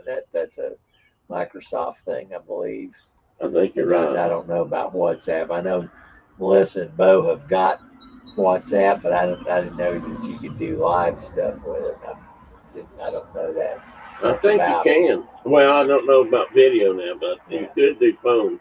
Anyway, that's what I thought. Now, they had heard that it's free for Apple users now, but not for Android users. So Mark is an Android phone person, and Sean is an Apple phone person. And they tried to get him to go Apple, and I told him, no, don't go to the dark side, buddy. It works real good if you have other Apple stuff. So Yeah, all my stuff is Apple, so that's it why should I got all an talk Apple to phone. each other and all that, shouldn't it? Yeah. I got a bird right here at my feet. That's not a house sparrow. I think that's just your basic. Where? Brent. He was walking around over here by this metal basket. Oh. And he hopped on along, went find that other areas. Yeah. Just an English sparrow. I think it is. I can't remember. I need to go look them up again. Because we do have chipping sparrows around here, I think. Oh, we heard some cool Anyway. birds and the Smokies there the other day when we were there. But Team Android. That's right, Kelly. Team Android all the way.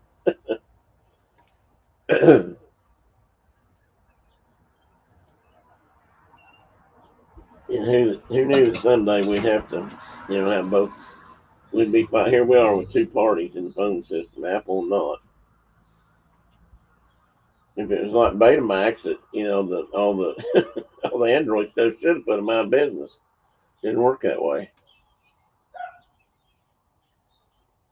Yeah, but anyway, back to the apps. I've heard that you could use apps, WhatsApp, to do telephoning, and you could do call. You could do inline chat calls or something. But you could actually do calls, and it was free, and that's why people were really excited about it. But then I never heard much about it. I think it's on my phone too, but I might have put it there. And it may still be free. I don't know. So pop right up if you know anything about that. We may not have many Apple users here anyway. Besides Phil, and I get that. If you've got other Apple stuff, I started out with that laptop I had that used right. to take to Daytona, and then I got an iPad after that went south, and then I got the iMac desktop. Both of those were recycled off of the Apple thing. They were used. Oh, really? Yeah, remanufactured or whatever. Yeah, recertified. Yeah, got a better deal on them that way. And then when I've done that too. When I got my own phone, then I started out with that iPhone 7, so I would talk to each other. And that makes sense because you can, if you are I'm going to say it depends on what you're using it for. If you're a business person or if you need to keep track of stuff or you just want to, it's nice to have things to talk back and forth. Yeah, it works good with the photo stuff. Yeah, there you go. That's a good point. Because all my stuff goes to the cloud, and then I can pull it right down. Pull it right down on the pad or the desktop. Did I tell you about the buzzards on top of my house the other day? No, you did not. Watch those SOBs. We were sitting there eating breakfast one morning. That's wild. Oh, that blew still here. I had that in my trash pile over here. Sorry. I just want to get it where it wouldn't blow off. Anyway, heard something clunking on the roof, and I said, "What in the blazes is that?" And I thought something was maybe a critter in the crawl space, so I went out the door and looked around under the crawl space. That has a ring to it. And write that down. Didn't see nothing, didn't hear nothing, and shut the door, and I walked around the front of the house, and there's a darn turkey vulture sitting on top of the roof. Okay. Said, what in the world is that doing there? And did he do anything? Well, there's another one in the yard. Well, as it turns out, the county had come through there and bush hogged the ditch on the other side of the road and had hit a raccoon and flung that mangled mess out into the middle of my yard. And that's what So they were eating dead raccoons. they were chowing down on this raccoon. So I went and got my pitchfork and held my nose and went out there and forked up that mangled. I mean, and it was mangled. Oh, if it went through a bush hog or one Yeah. of those cutters they use, Yeah, I can only and, imagine. Picked it up and walked it across the road and flung it in the ditch. So they moved across the road, got off the roof. Yeah, they make a lot of racket scuttling across the roof. Well, let's do another public service announcement. Okay. Watch them, because if they start doing that, if they decide that's a fun thing to do, Yeah. they'll start ripping your shingles off, or they could. Yeah. I mean, we had an awful time with buzzards down on some of our reservoirs, Yeah. parking lots, because what they would do, and they think they've been studying this now. Nobody knew about this behavior until just a few years ago, and but they would land on cars at the parking lots, like for boat ramps and stuff like that. They would land on cars or land on the fence around it, whatever, and get up on cars, and they would start ripping them apart. They would pull. Well, let me back up. They ripped all anything that was rubber. They tore and ripped off, like windshield wipers, Vinyl roofs. They would eat through. They would pull like all the rubber seal around your windshield. Dang. And they think it's just bored loafing behavior of juveniles, and where they just ain't got enough to do. I mean, even buzzard kids need a place to go play. But no, this was bad, because of course everybody was blaming us, and we get phone calls about it all the time. TWRA, who's actually has some standing with that problem, has they've gotten involved to try to protect them. Of course, you put up signs that say "Don't clean fish here" and stuff like that, because that draws scavengers, four-legged and feathered both, and so I mean, it's a big deal. So if you ever see them up there and you think you start seeing pieces of roofing in the yard, you make sure they get going. That you can get them run off, and they have had to shoot some. Yeah, that's the first time I ever had them. They don't want on to. The roof, and there's plenty of dead meat out that way. There's possums and skunks and whatnot. You always get run over, but that's the first time that. I mean, I looked at that and I said, "What the?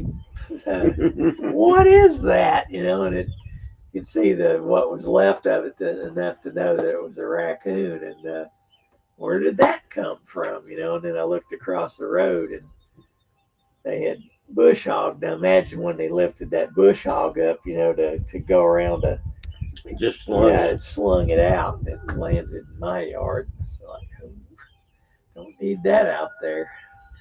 Nobody's chatting this morning. I'll find something. Have we run them off with buzzard stories? We may run them off with buzzard stories. I'll tell you something you don't want to do. You don't want to run up on a buzzard in a nest, or young buzzards in a nest, because their protective behavior is to puke all over you. If you think a buzzard eats nasty, stinky, smelly stuff, think about after it's been in that belly for a couple of days. But that's a defensive behavior. They just throw up all over, and it is nasty. Yeah. And not only does it smell awful, but it's also very acidic. Yeah, I would say so. So you gotta watch out for other things. Alligators, digested boat hooks and stuff. Yeah, right. That's but we were having a problem with that, in the U.S. Fish and Wildlife Service was heavily involved, because one, the vultures are a raptor. They are considered a raptor. Yeah. Which means they're protected under raptor law. Well, they're also migratory. Yeah, I mean, I wouldn't call them endangered by any means. No, they're not. They're not considered endangered, but they're still an animal that has some. That time me and Jim was touring through Mississippi Delta there in western Mississippi. That's the only birds we saw was buzzards. I said, man, I think the buzzard must be the state bird down here. There ain't no other birds to see out here. I don't know. I don't know. I don't know if anybody. They probably have studied the numbers because they do. There are times when there do seem to be more than I ever remember. But I guess I don't know. I guess but buzzards. The way they control their own population is it probably depends a lot on just how much carrion they're finding. So maybe that's a sign that we've either got a lot of roadkill or people are dumping other dead animals along the road. The black-headed buzzard's not a raptor. Is that right? No, they're both raptors. Oh, okay, because I thought one was like a corvid, and crows are corvids. Crows are corvids. Yeah. Ravens are corvids. Crows are corvids. There's actually a few more that you would not think about being in that family, but they are. And but no, both buzzards. Both vulture species. Buzzards a common term. Yeah, but one of them's eyesight and one of them's smell. Right, and one of them's called turkey vulture, and one of them's called black vulture. Black buzzard. Black buzzard, yeah. And they're a little bit smaller than the turkey vulture, and they seem to be. If you've ever been at here for example, if you've ever stayed at a temporary resort by any chance, and swam down or laid out in the sun or swam down by the pools near the lake, then you probably have seen vultures, buzzards hanging out down in that area. And what they'll do, and they did this to the girls, you'll get up and leave your towel laying somewhere there, and get up to come back and plan on be back to jumping in the pool water. And these darn vultures will come in and grab your towel and carry it off down the wing. And we were sitting out back of our hotel room one day. We had a ground floor room in one of the wings one year, and we were sitting out there. I think that's where I was, and we got the laid off call. That was that room. Yeah, Disney. And we're sitting there, and we actually had a sliding glass door access to the lawn. And Brenner or somebody looked out the door and said, "Oh, look!" And a vulture had hopped all the way up to the hotel room patio and was carrying off the girls' pool towels that they just had. And that of course, we got them back, but they would carry them all the way down. I don't know if they'd fly back to a nest with them or what, if they could, but they would certainly drag them all the way down to the water's edge. Tiger buzzards, vultures were the only raptors that weren't silent in flight. Silent.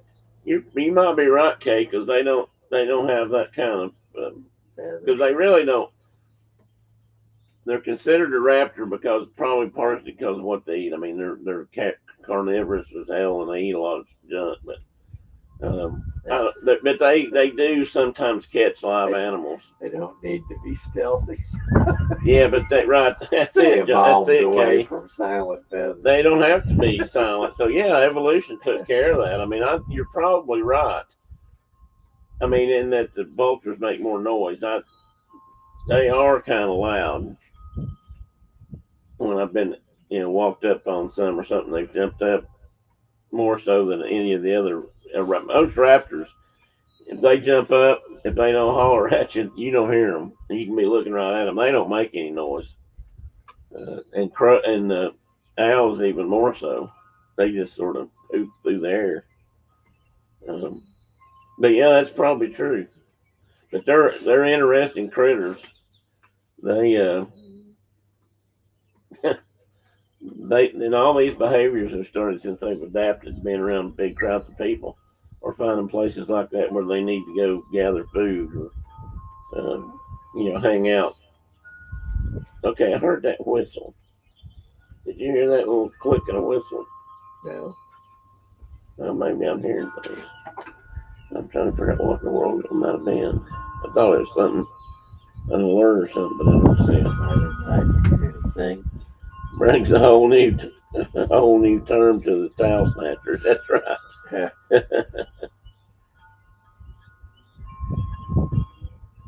Yeah, okay, that makes sense. I mean, because when you think about it, they've kind of evolved away from that, which is one of the problems and one of the scientific Look here, look here, look here.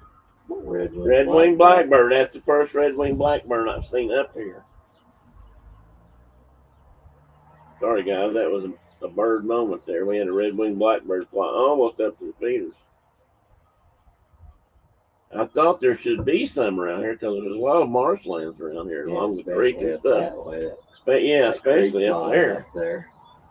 And they tend to nest around things like that. It'll turn out. We use that book. We need to figure out a way to write a short story about vultures and being towel snatchers. And then, you know, hi, my name is Jonathan Livingston Buzzard. Yeah. Buzzards, another buzzard fact here. Let's bring it on. Oh, I thought something else had popped up there. When man was learning to fly, and in particular when Mr. Edward Huffaker was trying to figure out how to make airplanes, make an airplane. How do we fly? And he was studying, and he studied vultures for I think years. He would set up on the hilltop where they lived, and he was also an engineer. He was also he was a surveyor for a while, and I think he eventually became an engineer. But he was he used surveying tools, so he had that kind of equipment, and he used that to monitor how much the turkey could glide. And he looked at the angles of their wings when they were doing things like that. He had a telescope, and he was able to keep up with. He was able to actually study those things and write them all down. So when they got to looking at trying to figure out how to make something fly, he suggested an airfoil shaped wing with a curve in it like a bird's wing. And that's when some of the other people that were trying to fly didn't exactly agree with him. They didn't understand lift yet. They were just, some people were learning it. Some people didn't even recognize it at all. And you know, they thought, some people back then thought you could fly an iron-born if you put enough motor on it, put enough engine on front, which is kind of true. Yeah, you probably could, but angle of attack and power. Exactly, angle of attack and power. The and where was I going with that though? Damn, I can't remember anything though. You're studying buzzard. Oh, buzzard airfoils, yeah, and not the Wright brothers. They didn't. Well, Huffaker also was involved in discussions over inventing the aileron. As you know, the Wright brothers and a bunch of those other people were wing warping. And the Wright brothers started selling airplanes to the U.S. Army. They were the first ones to ever have a military contract. I believe they sold 5. Seems like they sold 5 of their Kitty Hawk models, whatever they called it, to the Army, and they were going to use them for reconnaissance.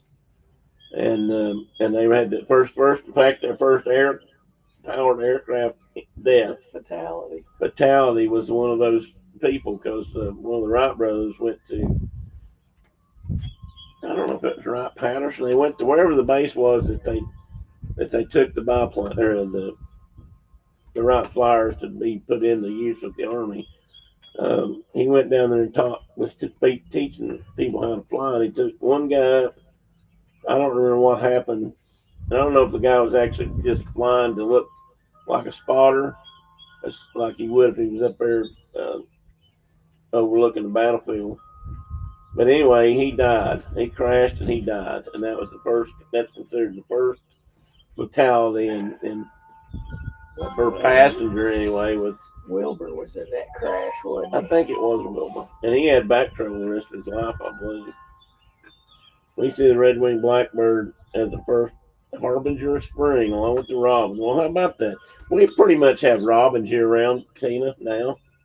I used to kind of look at it that way too. When the robins started showing up, that usually meant the ground was starting to thaw out, and critters could crawl up.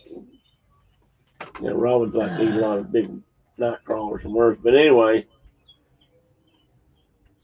well, most of the time down here we see redwings if there's some sort of pond or water feature big enough that they nest around it. Down here, they like to nest in cattail, on cattail stems and in cattail marshes. And that's where you see a lot of them, and they're really active. You Which, ask your friends how many people have got 17 and 13-year cicadas right now. yeah, we have brought that up before. Did anybody here get the big cicada wave that came through, or is actually starting to die out They're now? going strong in Chicago. They've got an overlap of 13 and 17s up Yeah, there. oh, that's when they were going to be really bad. Yeah, the guy on Crime Pays But Botany doesn't. He just dropped a video on that yesterday. So they still got them. I was Yeah. just hearing this morning that they were talking about, I don't know if it was local news or ABC News, but they were saying that some of them now are starting to cycle out. They don't, they only live, which is another amazing thing, tells you how many of them actually pop out of the ground. They only live a week or two at best, and they mate. The female lays her eggs or egg. I can't remember if I don't think they're single layers, but anyway, and then they both go off and die. The male may be dead before the eggs get laid, in fact. But their life cycle is very short. But they get a lot of they lay a lot of eggs usually, because we see lots of them. But this time it's going to be a really big one. So I don't know if anybody here got into that. How about you, Carol? Did you guys have a big? Is she the one in Michigan? Yes. Yeah. If they're in Chicago, they might come across that way too. I'm not sure. They were thick on that guy's video. I never seen so many of them. Even worse than they were in Nashville that year when we had them real bad. You should pull that guy's video up and watch it. I mean, man, oh man, there's a lot of bugs. Yeah, I've told this on here before, but you remember this, or you remember how bad they get when Hub would go out to balance props on mitts or something. Yeah. And those things would just cover him up. Yeah, and they'd just fly right at the intake. Yeah, and they of course then they'd also be all over the wings and stuff when they time it was over. Hub just hated that. Yeah, we swept up a wheelbarrow load every morning when we opened up the hangar doors. I think I've seen it. I've seen two of those in my life. So one over in Nashville and one over where I live in Seymour. We had 13-year ones over there, I think. Yeah. Well, that one we had in Nashville was one of the biggest blooms I'd ever seen up to that point. Yeah, they were mighty thick. They were, man. Nice. But that was the second one. I think we had two. Seems like we had 2 years where we had outbreaks, and they were, I don't know how far apart they were. But they were, but one was much heavier than the other one was. Yeah. And then, of course, you do have them all over the place every so often. Yeah, you get the ones that are here every year, but and they sound different. They'll rattle and quit, whereas those other ones, it's just a solid roar for 2 or 3 weeks. It can get so loud. It's unbelievable. I'll tell you something else that can get loud in the night. Our katydids. Yeah. I was staying. I haven't heard any katydids yet. No, I haven't yet either. But we had an island on Norris that we did some work on at night. We were counting bats. And it was, of course, had some roads on it or trails because people camp back there. You can actually drive back in there. It's one of the few places we allow them to do that. The campsites. There's campsites back there. As we were saying earlier, driving on the road here nuts. And anyway, man, these squirrels are killing me today. God almighty. Talking about an island. Yes. Katydids. And it was just grown over. It was in the summer. and everything was greened up, and it was like a green tunnel. The canopy, yeah. Except that they didn't have a lot, didn't have that much. It was browsed pretty good, but I walked into that tunnel in the middle of the night, and it's just dark, you and your headlamp, Yeah. And those katydids literally got so loud underneath that area that I had to cover my ears. I mean, they're so they can be so shrill, and when there's that many of them, Yeah. oh God, they were almost unbearable. I never heard them that loud in my life. But I know that when you get into a bunch of them like that, and you're under the canopy, right? Yeah. They're probably gathering up to do their nuptials, and lay some eggs and have babies. But Yeah. Mom always said if you heard one, it was 90 days till frost. yeah, I was going to ask you that because I knew there was a saying that Yeah. I'd heard her say or heard you repeat. Because they pretty much run until it frosted from the time they'd come out. So Yeah, they'd go all summer instead of like the cicadas just being a week or two. yeah, those guys hang around. And I guess the ones that, like you're talking about, some of the ones at least of the other cicadas that come out of what we in the summertime we used to call jar flies. Yeah. I mean, they're basically that. They're a variety of that. Yeah, they don't have those red eyes like those 13 Right. 17.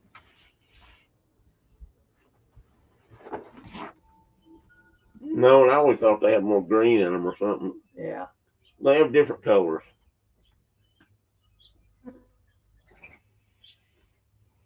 That sounded like a dove flushing. Yeah, they're walking through the yard. That was the next thing I was going to mention. What? How odd it is that we were just talking about silent flying hawks and owls. And a dove, a symbol of peace and serenity, is a prey species, and they make more noise. They make the funniest noise when they get up to fly. It's like they're squeaking. Yeah. It's kind of like a killdeer.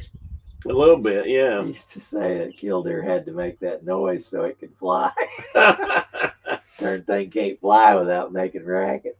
Well, those things sure can't. Yeah. Not to get up. Once they get flying, they're fine, but they squeak and those are strange noises. I was trying to think somebody was might have been one of the cats. Every time a dove came in or went out because of that noise, they would hear it. Start licking its chops. Yeah, looking outside. Wondering, is that really a place I want to go? They're still, both of them still have very little to no desire to come out. Teddy actually walked out on the porch. Yeah, I saw you'd made a post about that. And he was wandering around. He actually made it to we thought he might hop off the porch, which we really don't want him to get out in the grass. Yeah. No fleas in this house, please. Anyway, but then the other day we tried to bring him out here with his harness, and we buckled him up. And as soon as you put that harness on, they become gravity men, gravity cat, big G on their chest. They suck to the floor. I mean, you'd think that thing weighed 25 pounds on him or something like he acts. But we carried him out here. Brenda carried him out here, and I clipped a leash on him just in case he did take off. And he just sat here, and he would not relax. He would not just let it be. And we took him back in the house and turned him loose. And he hid from us for the next 2 days. He just, Brenda put the harness on him one day and didn't even bring him outside. Must have thought he was going to the vet. And well, that's got to be what it is. I mean, they have this spirit. And then when we moved them the last time, good God, we took them to another land. A whole new house they'd never been in. Yeah. No. Their sewing room where they ate their whole life. Every meal they had their whole lives was in Brenda's sewing room. Look at him. Look at that head. Look how bright red that head is. The lighting here or something has been good and where they're at that I've been able to sit and watch these guys more than I ever have and see the color patterns and stuff. Where did those things come from? So they're an American bird, but they were a Southwest bird. Oh, I never used to see them when I was a kid. No, they weren't here. We had purple finches in places, Yeah. but we didn't have house finches, and they're very, very similar. But not, I mean, there's subtle differences. But anyway, I looked that up because I knew there was something about them not being native here, around here in this part of the country, but I knew they were here. So I decided to look them up, and they were to see where they came from. I thought, well, maybe this is another English bird or something. Yeah. But they're not. They're a North American bird. They just didn't usually come up here. But what happened in the 1940s, I think, or 50s, you can look this up. This is true if you look up information about house finches. Somebody got the bright idea that why don't we catch those pretty red birds and sell them, for people that like to have bird cages. And that's what they started doing, and they brought them back east. Yeah. The first ones they did were on Manhattan Island, or no, I guess Manhattan. Staten Island or something. And so they brought them back all the way across. They called them Hollywood finches. They sold them as Hollywood finches because of the color. And eventually, of course, they got turned loose like everything does, and they just sort of naturally spread out. Yeah. Eventually, from whatever few dozen or hundred they brought into New York, they just scattered and went everywhere. Do you know if you have them, Tina? I mean, unless they move further south, they might have. Up there might be too cold, but starlings. Somebody brought 21 starlings over here and turned them loose. Something like that. You know why? Because they missed the song. That's not a song. That's a rusty hen. Well, they can sing when they really, and I think they might have done more of that in Europe because they didn't have predators, but we didn't have enough predators over here. But anyway, yeah, they got turned loose. Same thing with house sparrows. Only house sparrows adapted real quick, or house finches, excuse me. Yeah. And so I don't begrudge them quite as much. They are an invasive species in the sense that this was never their territory. Yeah. But they're pretty much. I think they pretty much merged in. They're getting along just fine now. We're an invasive species too. We certainly are.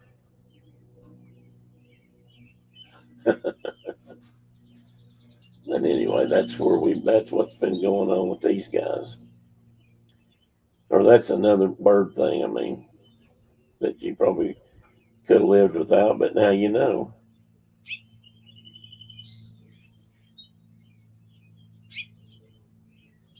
I think what's coolest about them things is the way big clouds of them do all that crazy Isn't that something? murmuration stuff. Yeah, who knew they even had a name for that? Yeah. That's pretty. You know what's cool? Spin this one a little bit, but that murmuration thing, they've been able to program that into flocks. Well, into AI and flocks of drones that will coordinate and make those very same maneuvers now as a group. I've seen. I mean, they can do all. They did a show, I believe, at Disneyland World not long ago. Maybe it's Disneyland, where they did a whole show instead of fireworks. I think with drones, and I don't know how that works, but they can link 50 or 100 of them at a time, and they'll lift off. So like a big one net. guy's controlling that. One guy's driving all that from a computer. Actually, I think it's a program that's all programmed, but once they get that set up, I think it's on its own pretty much. So they've got drones at the dirt bike races now, following like Supercross and outdoor. Yeah. I figured maybe it was one of these guys that had one it could be. Now that could be goggles on. Yeah, they do that too. Because they're uncanny about how close they follow the bikes I've around the noticed track that. and made the turns and stuff. Yeah, I've noticed that too. And you may be right. They could be because they talked about that. Who was just talking about that? Somebody else was talking about the drones, and they said, well, would it be this or would it be this other? Yeah, and they were talking about the guys that do that with virtual goggles. It's really made watching a race more fascinating and cool. Well, you're going to see a lot because more you're things. seeing a lot of angles that you wouldn't Yeah. normally see. Hey, Dave, welcome in. Adventures by D has joined us, guys. Hope you're having a good Saturday, Dave. Or are you in Georgia, or have you wandered off to another location on our planet?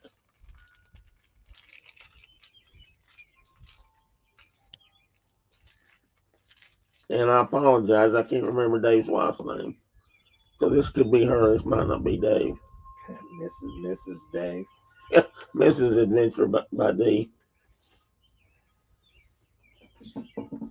Yeah, we got nice weather right now too.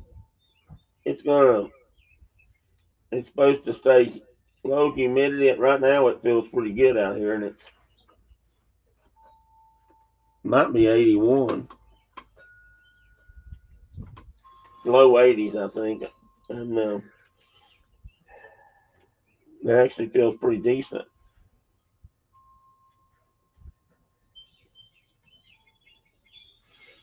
$79 in Rogersville.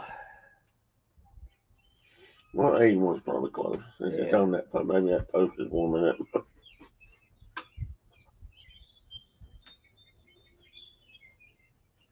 Supposed to be some storm. Well, let me go back now and say welcome in, Chris. Glad to see you. I'm amazed, Phil, we haven't seen any more motorcycles. I thought today they'd be covered up. Yeah. Yeah, you'd think so. I mean, last weekend there was a lot more, but it was Memorial Day weekend, right? No, weekend before. That was weekend before last. There was a lot then too, over the whole weekend, and that kind of made sense, I guess. I actually kind of thought last weekend it might have been leftovers from people that were on vacation that week. Yeah. From Memorial Day. Last weekend was. So maybe everybody took this weekend off. Indy cars are at Road America this weekend. Yeah, I watched them practice last night. Yeah, nobody's covering it until Sunday for the race. So Peacock's not got practice or qualifying. Oh, they do now. I watched it last night. I watched first practice last night. I looked at the IndyCar app and it didn't show it? Didn't show. It just showed a couple of apps that they use, but not Peacock. And then the race was Peacock on Sunday. So I think if you look, you'll see. Well, I can watch the replays then. Hey, little bird. That's a little like a house sparrow. Yeah, there. I think it is. And it looks like a small sparrow. one. Yeah, English. Well, house sparrow, English sparrow, they're kind of that little chevron over its eye.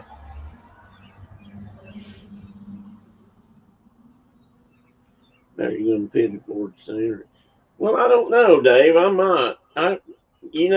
We haven't actually been over there in a long time just to go visit. It's still there. It was there a couple of weekends ago. But we just haven't gone over there and gotten tangled up in the,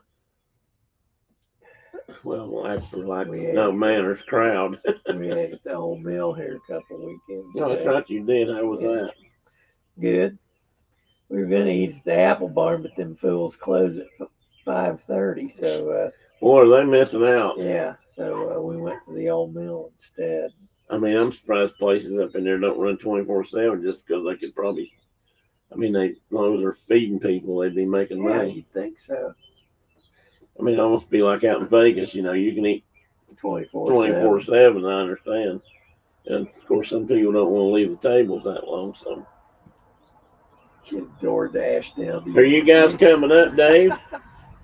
I'd still like to get together. I wish we could get a bunch of people together and go to Pigeon Forge or something, or even just be able to hang out in the park one day. But at Great Smoky Mountain National Park, up high somewhere where it's cooler.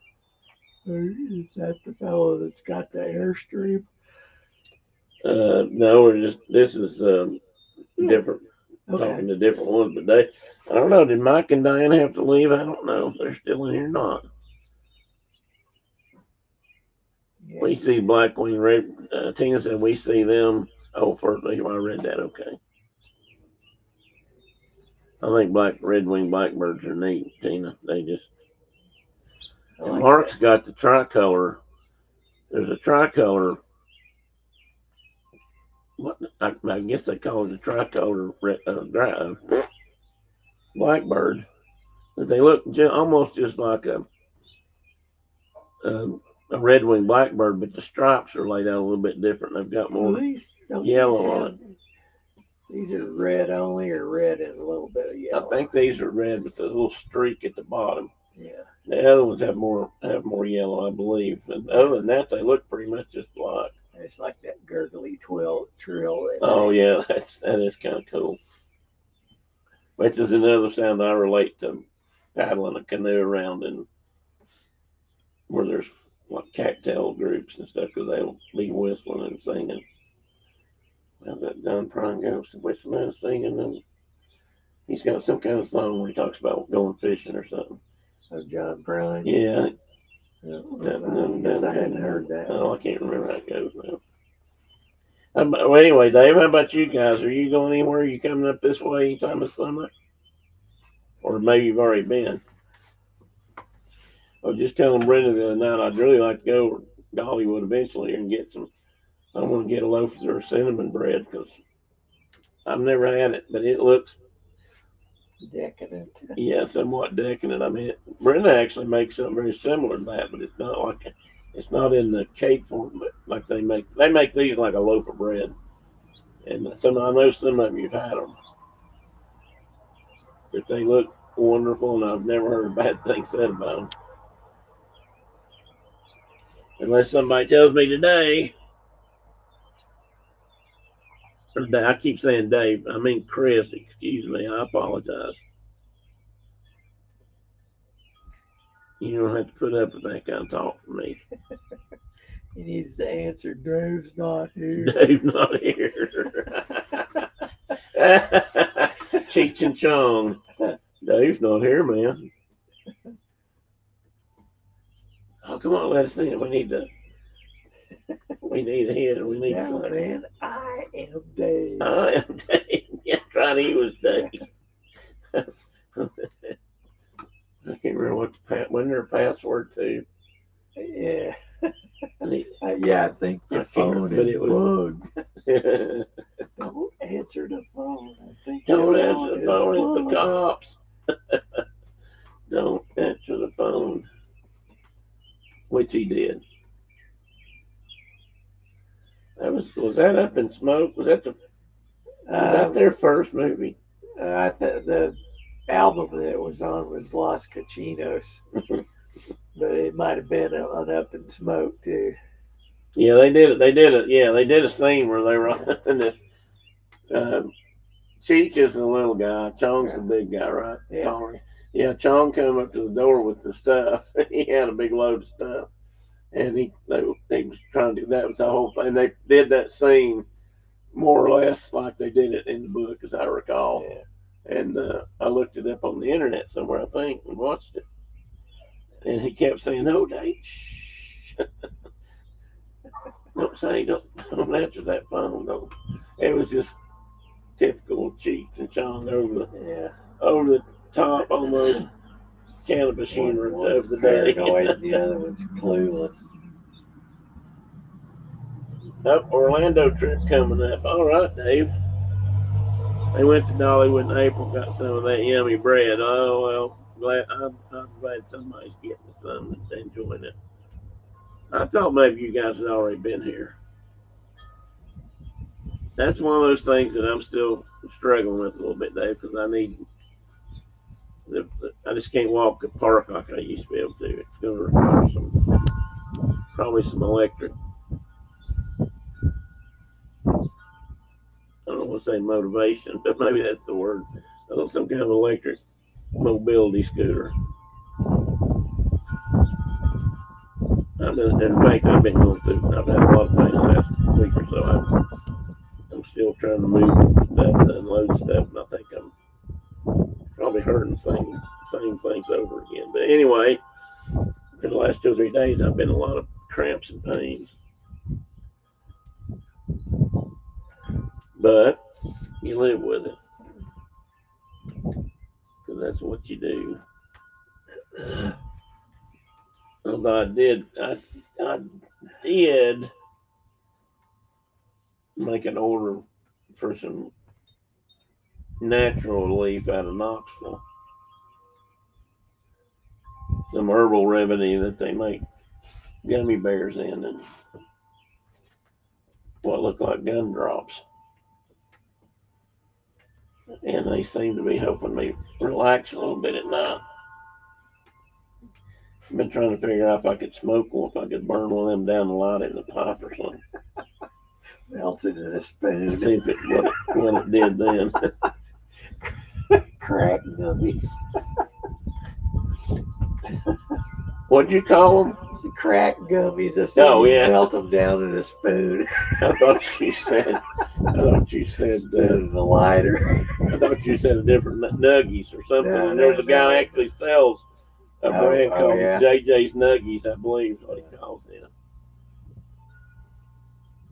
No, Dave, we've all missed the birds today. They've been here, they've been flying around, but I guess we've been scaring them off, which I can't believe because they don't usually by this time I've been here long enough. They're usually doesn't matter what I'm doing, they don't pay much attention. But today they're playing hard to get, so they come and go, but they've not been here like last weekend. It might be the existence of a new camera, but I would think that would be it.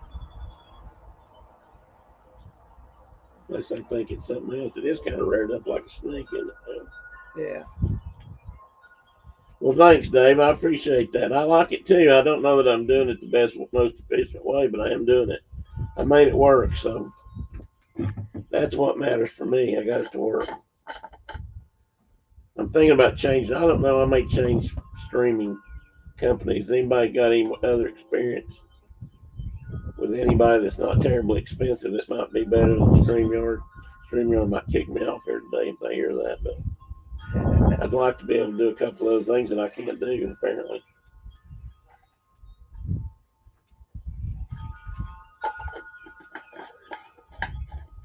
I don't have anything against it either. I mean, it's worked for me just fine. Hey, we did get to see Brenda Phil and the Bird Feeder, which was a nice cameo. Yeah, she did. Now she's completely disappeared.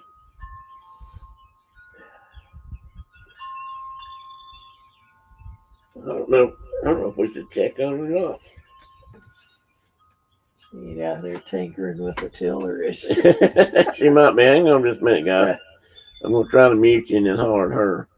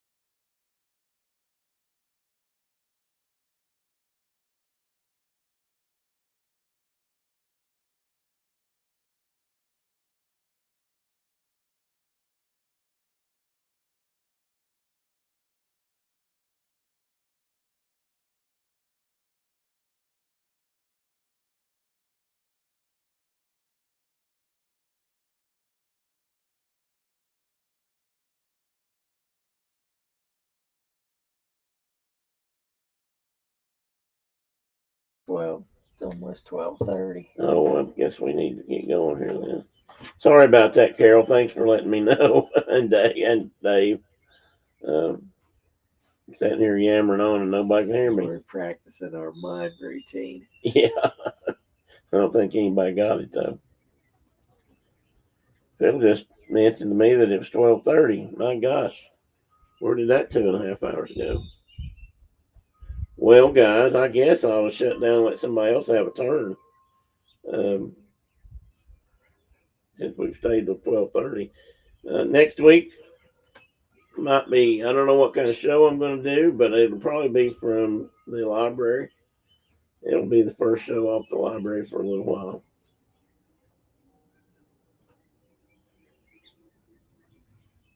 Hey, thanks, Carol. Um, well, my phone's been on one of the cameras right now, so I might have missed it anyway. But anyway, I hope everybody's got something fun to do the rest of the weekend tomorrow, unless it's mowing a yard. And you can't, don't care what you tell me, I just don't consider that fun. I'm sorry. So if that's your favorite thing to do in the whole world, good for you. But I don't know how. Anyway, I know people that really get into that.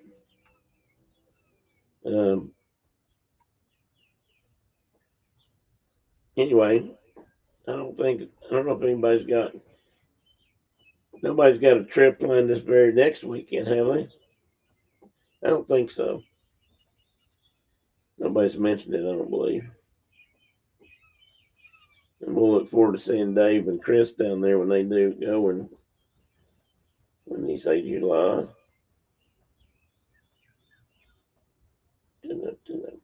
No, he's getting ready to go. So anyway, guys, Phil, thanks for joining me today out here on the porch.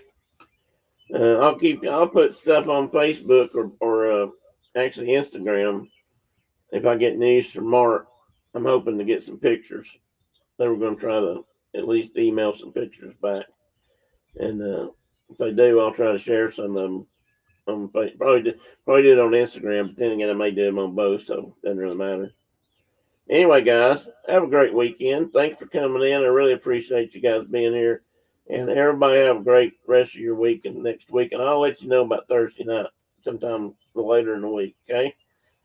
Bye, guys. Well, actually, bye, guys. The camera's over there.